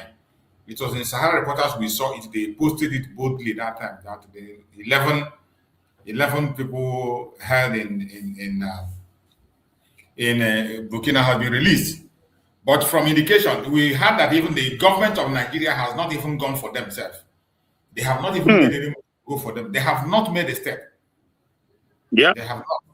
That's what we had. They have not even made a step to go or ask or whatever. Nothing. And, But Burkina Faso, they will be very hot. Yeah, they will be investigated thoroughly and go through the judicial system, maybe military, judiciary, whatever. That is a normal thing. That is just the normal process. You cannot say send them back. No, it doesn't work that way. No. This is an international setting. It's a sovereign nation. They will be investigated, and the people. So at the end of the day, whatever happens. If they have to face the law, they will face the law. There's nothing Nigeria have. Absolutely, it's beyond them. There's nothing they can do. Once you trespass into another person's territory and you are caught, you have to face the law of the land. That is what it's all about. Nigeria have nothing. The most important thing that it is now that these people are not even part of their ECOWAS or their AU.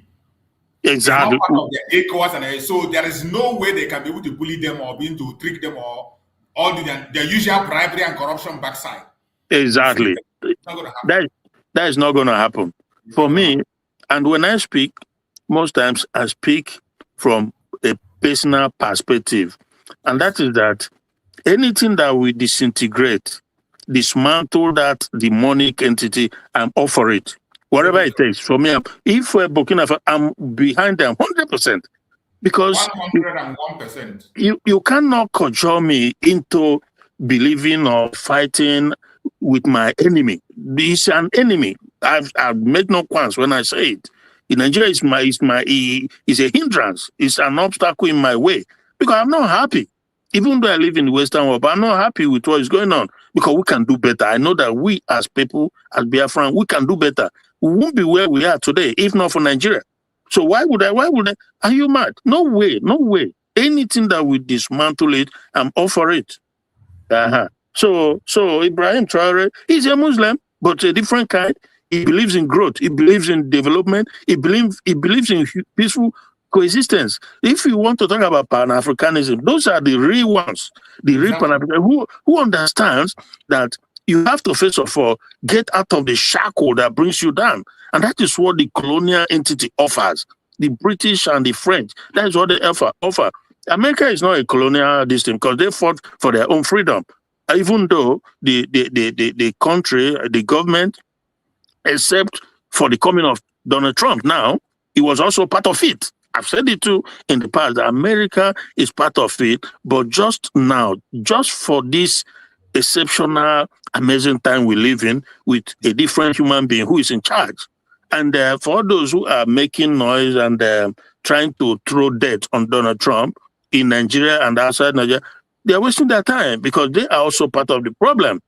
What Trump wants is, again, if these people, these Islamists, these jihadists, this Sharia, whatever, if they say they want their own country to practice their Sharia law, Trump will not even give a damn about it. He will not go after them and say, no, you can't do it. No, he won't. He just won't. That's a fact. You know that when I don't know how much time you have now, there's this brother, Paul Wadema. Do you know him? Paul Wadema. Hello? No, I don't know him. He has a YouTube. He's a YouTuber. Okay. He has a blogger, YouTube channel. I don't know if he's based in the zoo or outside the zoo. Yeah, but he's very good. Man, I follow him. He is very, very good, So I was listening to him yesterday where he's a serious researcher too of event, past and present. So he's doing so well. He's arguably, in my estimation, maybe number one, if he's in Nigeria, or maybe between 1 and 2 behind Okocha Marcel, but he is just extraordinarily good. So when he talked about the emergence of this Islamic law, the Sharia law, and how it was fixed into the Constitution, and that when this thing happened in 1999, and I think it was in 2000 then that it started. The Sharia law was implemented in Zamfara. Yeah. And so that when it happened, the Western world started, first was America. They went to the then governor to ask him, what is going on? What do you mean Sharia in a secular country? And that, so they asked him, what kind of Sharia? Is it the Afghanistan type Sharia? Is it Saudi Arabia type Sharia? Is it because different countries practice, different Islamic countries practice the different types. Like now, for example, in Saudi Arabia, it's Sharia too, but I think they are trying to liberalize, right?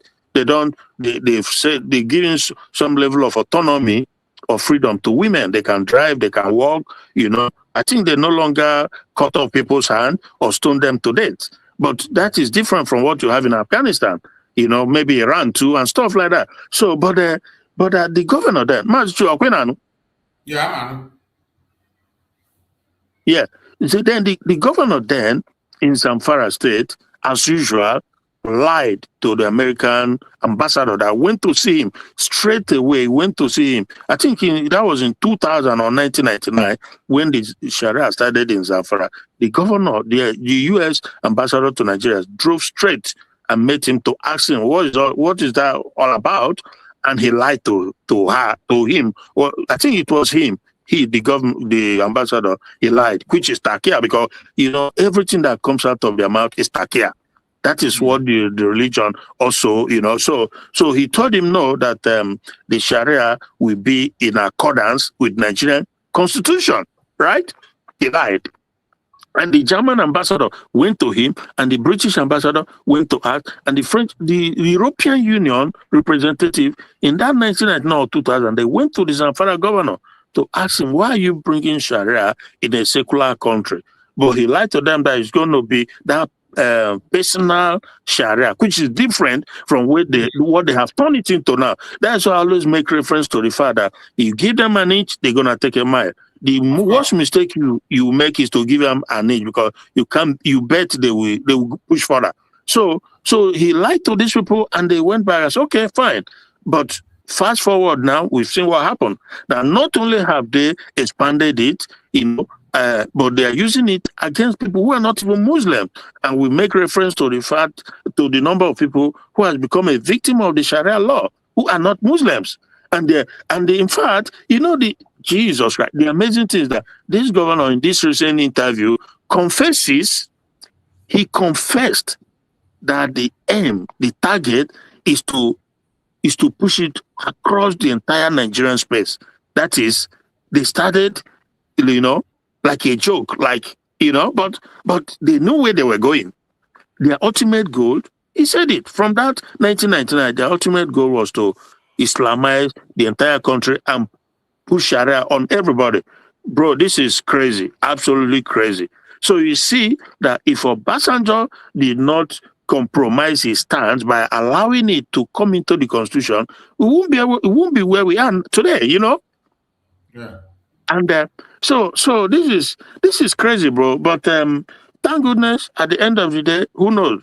God works mysteriously. Maybe that is one way that's going to eventually lead to the right thing being done. That is, they can stay in their place, practice their Sharia. Because if Trump was president back then, when Iraq and Afghanistan, he probably will not do that. Except, of course, if you are involved in a 9/11 terrorist attack, he'll go after you.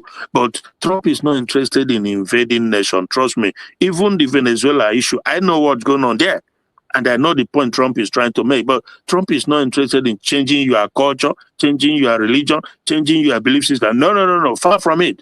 Unlike the Democrats, who are globalists, they are in conjunction with these some people promoting that, that diversity, dangerous diversity. That's how I look at it. Because look at what is happening in Australia now. Dangerous diversity. Though not even close, near as what we have in Nigeria in terms of dangerous diversity. How do you go, my brother? Thank you so much, my brother. Your words are just very clear there. And we know that these things are facts that we cannot be able to deny. They are facts that are coming from all corners, all angles. And we will continue to speak about these issues as much as we can. No matter how bad it is, no matter how terrible it is, we will continue to face them and talk about them. So let's go here. Bandit storm Okurun kidnap man amid rising insecurity in Kogi community. UK conservative will scrap petrol diesel car ban if return to power, says party leader Kemi Badenoch. even Kemi, they fight against diesel. Listen. Yeah, you can hear me? Wait. Can you hear me? You can't hear me anymore. You say Kemi did what? Yeah, Kemi, she said that if their party goes in, I think they are going to ban. She said that UK conservative will scrap. Yeah, I can hear you now. You said, what did you say she did, Kevin? That if their party wins, so they are going to scrap petrol diesel car ban. US conservative will scrap petrol diesel car ban if returned to power. They will scrap it. Petrol diesel? Yeah, petrol diesel car ban, that they will scrap it. Okay. Yeah. So this one said, several feared death as terrorists attack Australia Bondi Beach during Hanaku celebration. That's the one we just talked about now. Nigeria arrests notorious drug supplier linked to banditry in Niger State. That's the one they can capture. Armed robbery in uniform. Borno Dinja farmers allege police detention, extortion in 8.9 million sale dispute. That is Nigeria for you. Yeah. I've been approached many times by presidency colleague to join APC, Senator Natasha. I know now that one concerns on politics. Private crash land at Kanu Airport. Bondi Beach shooting kills 12, injured 29 in Hanaku terror attack in Australia, bomb found at Skane. The same people. That them now. Family says Chuks Eric without whereabouts unknown after arrest by police over Senator Ned Nwoko petition. That one in the Nigerian system now, they can make you disappear. Yeah. Stop deception. Nigeria is facing genocide, ethnic cleansing, and not interfaith tension. Lawyer. This lawyer, sometimes he speaks sense, sometimes he go out of line, but we understand he's in Nigeria. Yeah. Yeah, so he can't speak the way we speak. Yeah. So, deception. Nigeria is facing genocide, ethnic cleansing, and not interfaith tension. Lawyer. That's a fact, 100%. Yes. Nigeria bans admission transfer into senior secondary school, 3 to curb examination malpractice. Rubbish. Nigeria constitution is a death sentence for Igbo. Indivisible clause is a fraud. OYC presidents, Igbo Ayaka. Yeah. Of course, it is true. I agree with him 100%. Nigeria constitution is a death sentence for Igbo. Indivisible clause is a fraud. I agree with him. OYC yeah, of course. The constitution was very well intentionally crafted for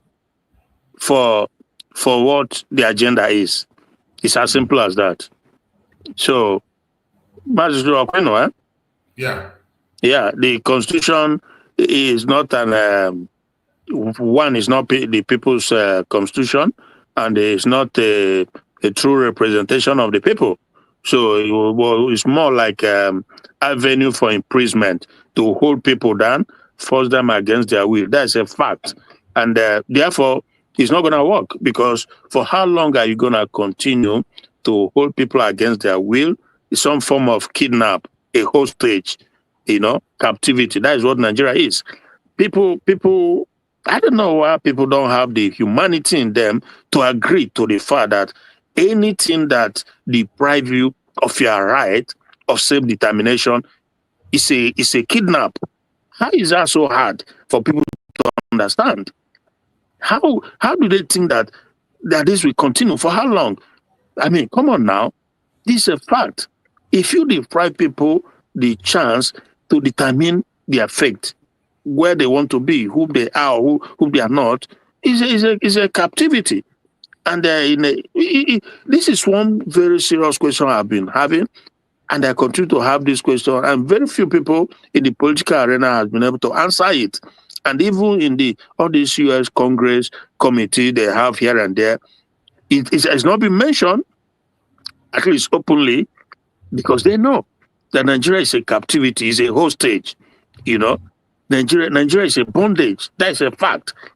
Because it was this guy who came from Europe, created it forcefully, Forcefully, not peacefully. They created it forcefully. And from that time to this day, over a century, the people have never been allowed to decide or determine if they want to continue in it or not. So that is one question that I still this day cannot understand. I heard yesterday that Akpabio is in a hospital in London, wherever, their usual hospital abroad, they go, I heard it too. They say he collapsed and they rushed him to London. Okay. Make it they eat now, because he say if then they protest, then go there for their house they eat. Okay, make it they eat now. So, so this question is boggling my mind, and this is where I always say that I don't know what happened to black people for the most part. For you to believe that you can just force people into it and expect anything good to come out of it, and until the right thing is done, nothing good is gonna come out of Nigeria. Yeah. How do you go? Thank you so much, my brother. Peter Obi demands independent probe after terrorists allege government aid in Kwara. That is the only thing you can do, and you know that they will never, ever. Never. Also, there will never be anyone. There will never be any probe, but you keep on following the nonsense. Breaking. Bandits attack Ekowa Church in Kogi, kill one, abduct worshippers.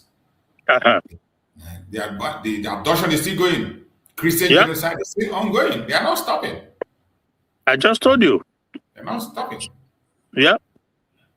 They're not stopping. Dissatisfaction grow in Nigerian army over special promotion of Tinubu ADC to Brigadier General. What do you expect? The next thing that you make him the chief of army staff. Corruption. Yeah. Make him Brigadier General. You see? Nigerian federal workers back NLC December. You gotta sit down without your protest. Never serious. That's a serious organization. They will go and give them money now, then everything is there. Once money is in their pocket, they will go back home. Nobody talks about it again. Yeah. Nobody talks about it again. We have seen it over and over again. Rulak demands probe into alleged torture. Death of a man at Imo State Police Tiger Base. You will never see anything as long as Hope Uzuruma is still there. No investigation. Yeah. Look at this one. Ex-Nigerian General Ali Kafi seeks US, UK, EU protection over threat after leading anti-terror task force. You can imagine. Hey. A general is seeking for internal and external intervention to protect him after leading anti-terror task force in Nigeria. You see? Well, Massachusetts, is this not what we've been talking about? The compromise. It's a compromise government. And that government is a government of the terrorists. The caliphate government that Tinubu is spearheading. So this guy now, for doing the right thing, his life is at risk, and he's crying out. He's crying out. US, UK, EU. You see? Okay. And that is a country anybody wants to be in. And because we've seen in the past how people like him, generals who stood up to fight terrorists, they get taken out. Okay. Yeah. And that's why a country that people are telling you to protect, to still accept and be with them. And that is why a whole general is fighting for protection. He's asking for protection. A general, army general. Do you know what it takes to be a general in army? Yeah. If a general cannot be protected, who else? Okay. And that's why I told you, if you remember, when they took on Musa as the new defense chief, I knew it's just some kind of window dressing. Nothing is gonna change. Nothing is gonna come out of it, because he's still going to be subordinate to Shetima. He's still going to be subordinate to Shetima as the vice president, and Shetima is the head of the security. Remember, he took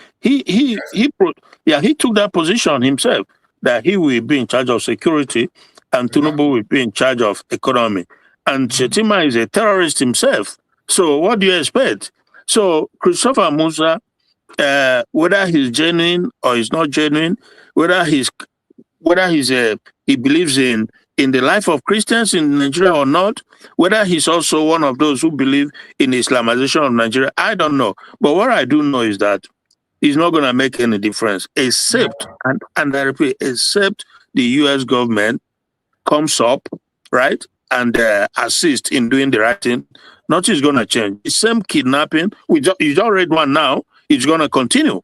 The same terrorism is just going to continue. He will not, because his hands will be tied. Tinubu and Shetima will tie his hands while playing games, buying time, For Tinubu, it's all about buying time and hoping that he still wins the support of the northern Nigeria for 2027. That is what it's all about. He's a very dishonest human being. So, but we shall see. How do you go now?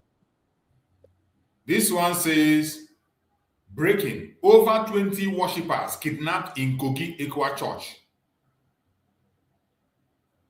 Over 20 worshippers kidnapped in Kogi Ekwa Church. I think that is that one you read previously. This one is a different one. Oh, really? This one is Ekwa Church. Now, the one I read before is different. The one I read before is a different listing. Okay.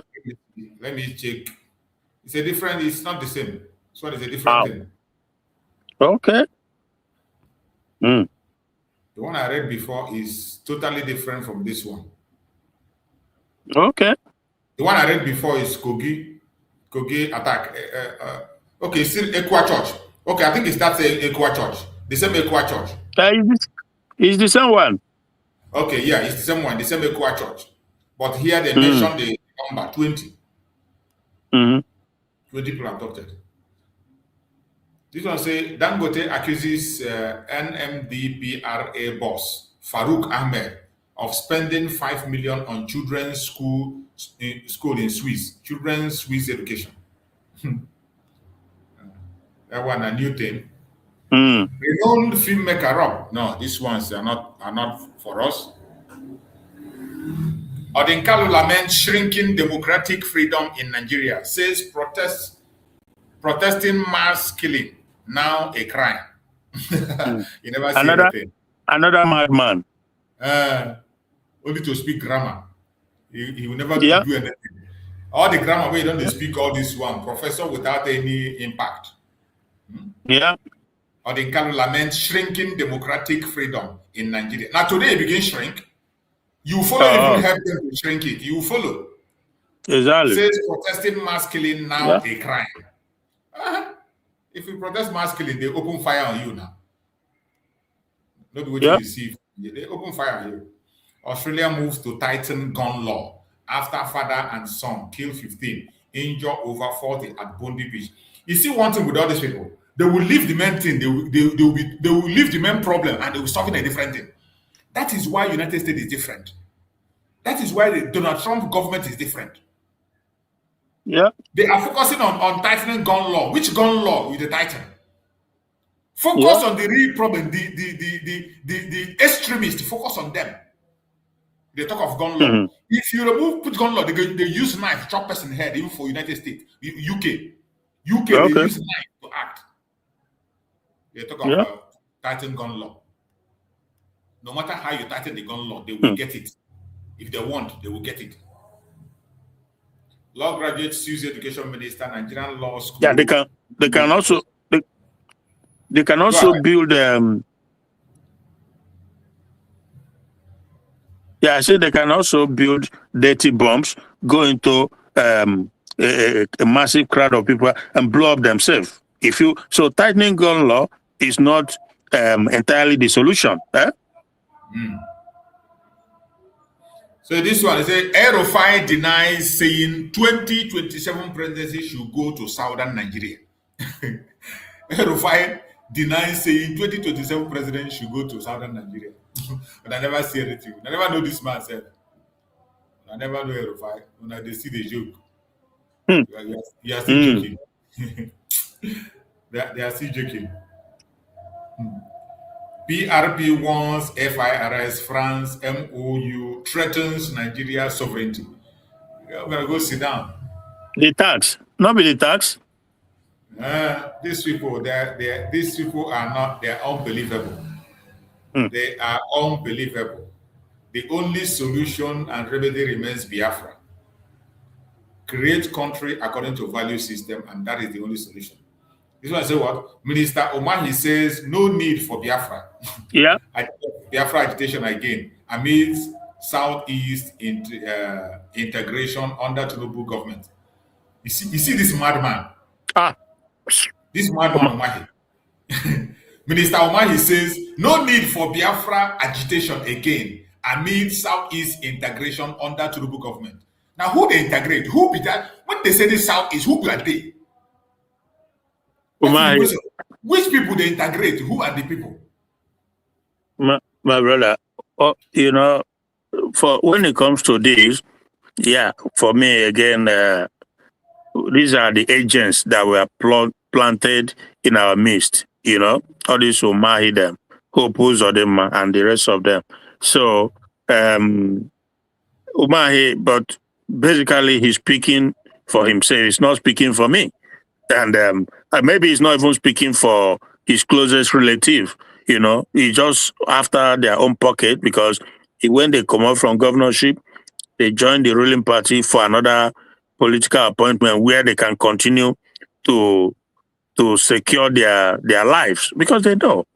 You know, man, the truth, most of these guys, because of their guilt, because of the evil they commit here and there, you know, like who's other man? I think in a few months, I don't know. I don't pay close attention on certain things. I think his term will be finishing soon, right?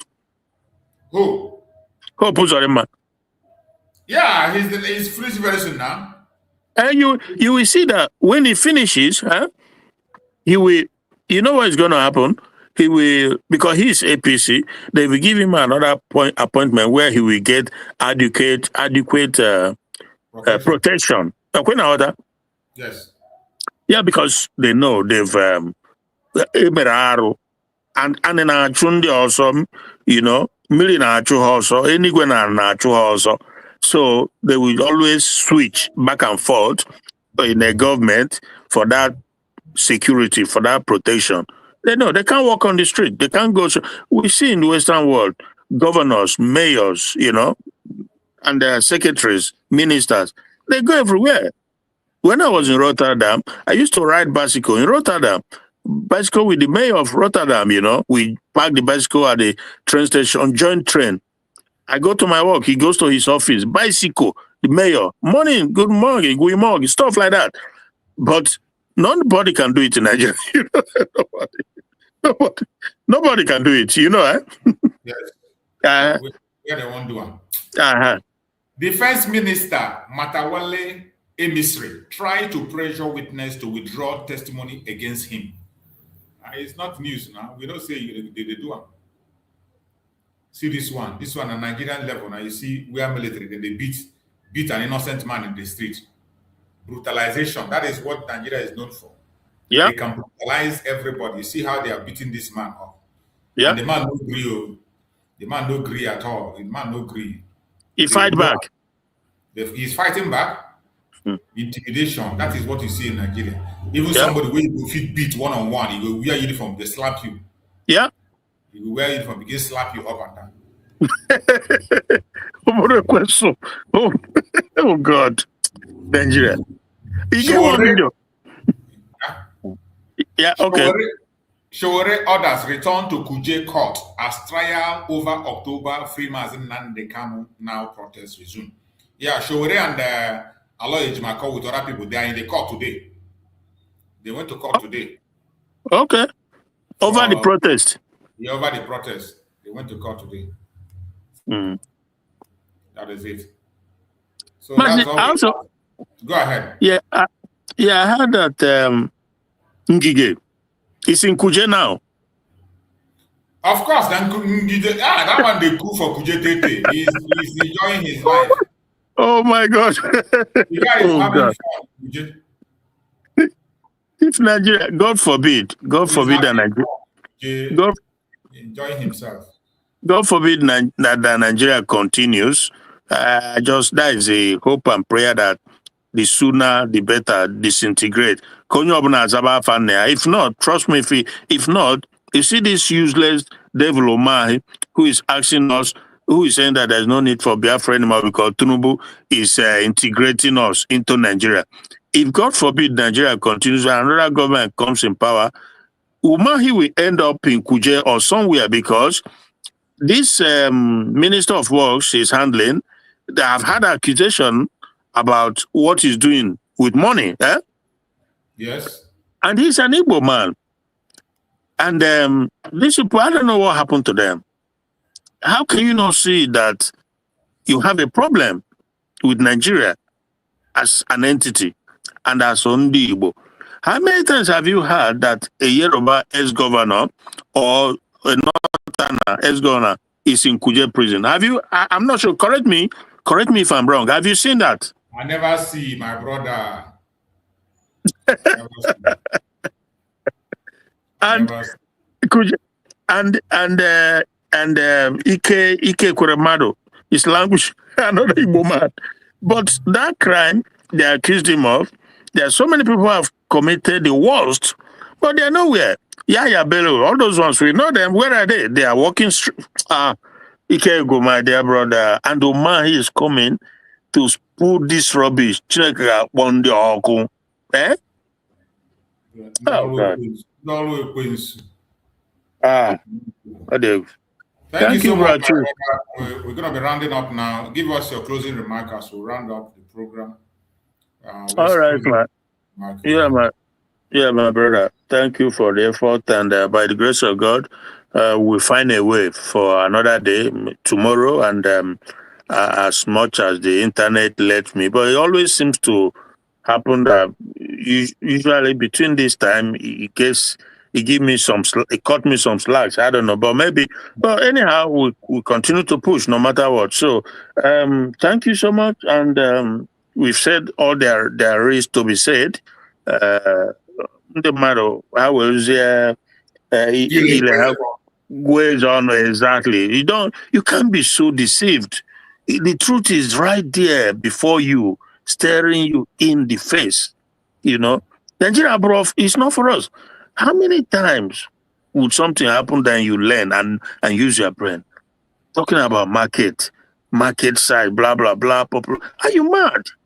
You can still have your own, your own country, your own entity, grow, develop, and pursue your identity and everything, and still do your business, whatever. Who says that if we have Biafra, and if you're a manufacturer, you're a trader, whatever, that you cannot trade or sell your market in Oduduwa or in Arewa or even in Ghana? That thing doesn't.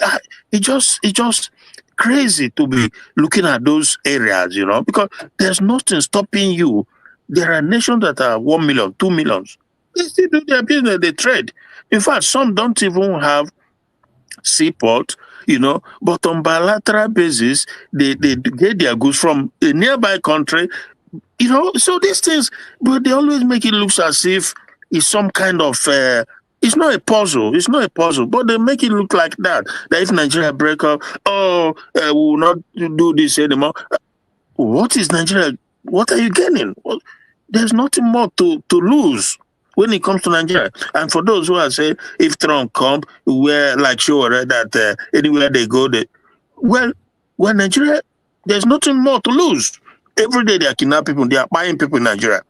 People can't even travel. What more? How worse can it? It's already worst. A man who is down doesn't fear falling. If Nigeria break up, trust me, it can only get better. Then I'm not saying that it happen instantly. It takes time, but at the same time, the future will be better for everybody. So let me just end up with that. We must continue. Thank you so much, my brother. God bless. Thank you so much. I appreciate you, my beloved brother. Thank you so much for your constant support and encouragement to the Biafran people, to all of us. I appreciate you so much. May Chukwu Hukabiyama continue to guide you, protect you, secure you, and prosper you. I also pray for everyone that have been with us on this platform, those who are watching mainly from Biafra land or any part of the world. I thank you all for being part of the program. I appreciate you. Don't shake, be strong, don't give up. Don't get discouraged, no matter what you see, no matter what you hear. Continue to be focused continue to pray, more especially for our supreme leader, Nnamdi Kanu. Pray for his freedom, pray for his protection, pray for his life. Pray that he joins us as soon as possible. Also pray for our Prime Minister, Simon Ekpa. Pray for his protection, pray for his victory. Pray for Simon Ekpa. Pray for divine revelation. Pray that he joins us as soon as possible. No weapon formed or fashioned against us as Biafrans shall prosper. No weapon formed or fashioned against our leaders shall prosper. Thank you so much for being part of this program. See you again later in the day by the special grace of Spoken. Thank you so much and stay safe. Bye-bye, everybody.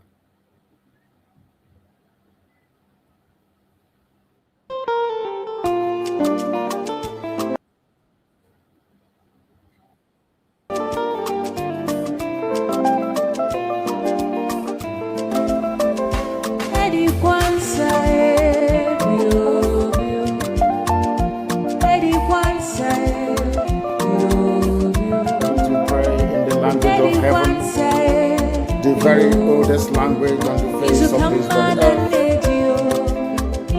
Chico di Cabia Mapuni, Chineke, and son of the Isala, Nina, Cosa Hanso, Nana Jama, and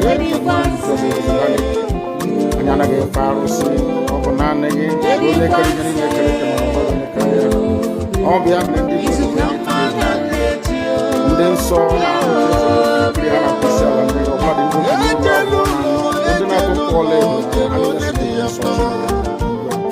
no totua yaba no wanene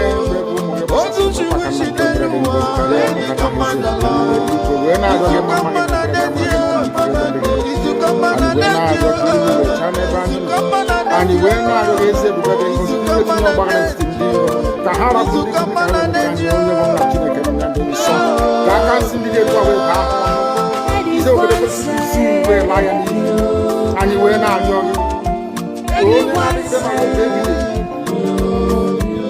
Because you will make a difference with your source and we're not going to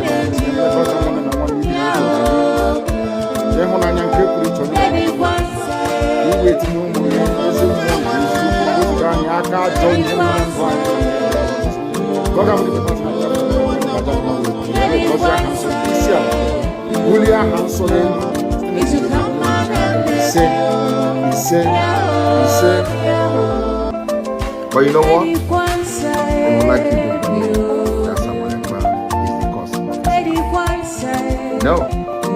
I am the solution, and the only way they can get to you is by kicking me out, which is not possible.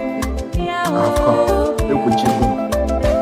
After I am done with Nigeria, Biafra will be free and enjoy freedom. Biafra will know the importance of freedom and what happens in 5 years to come. Thank you.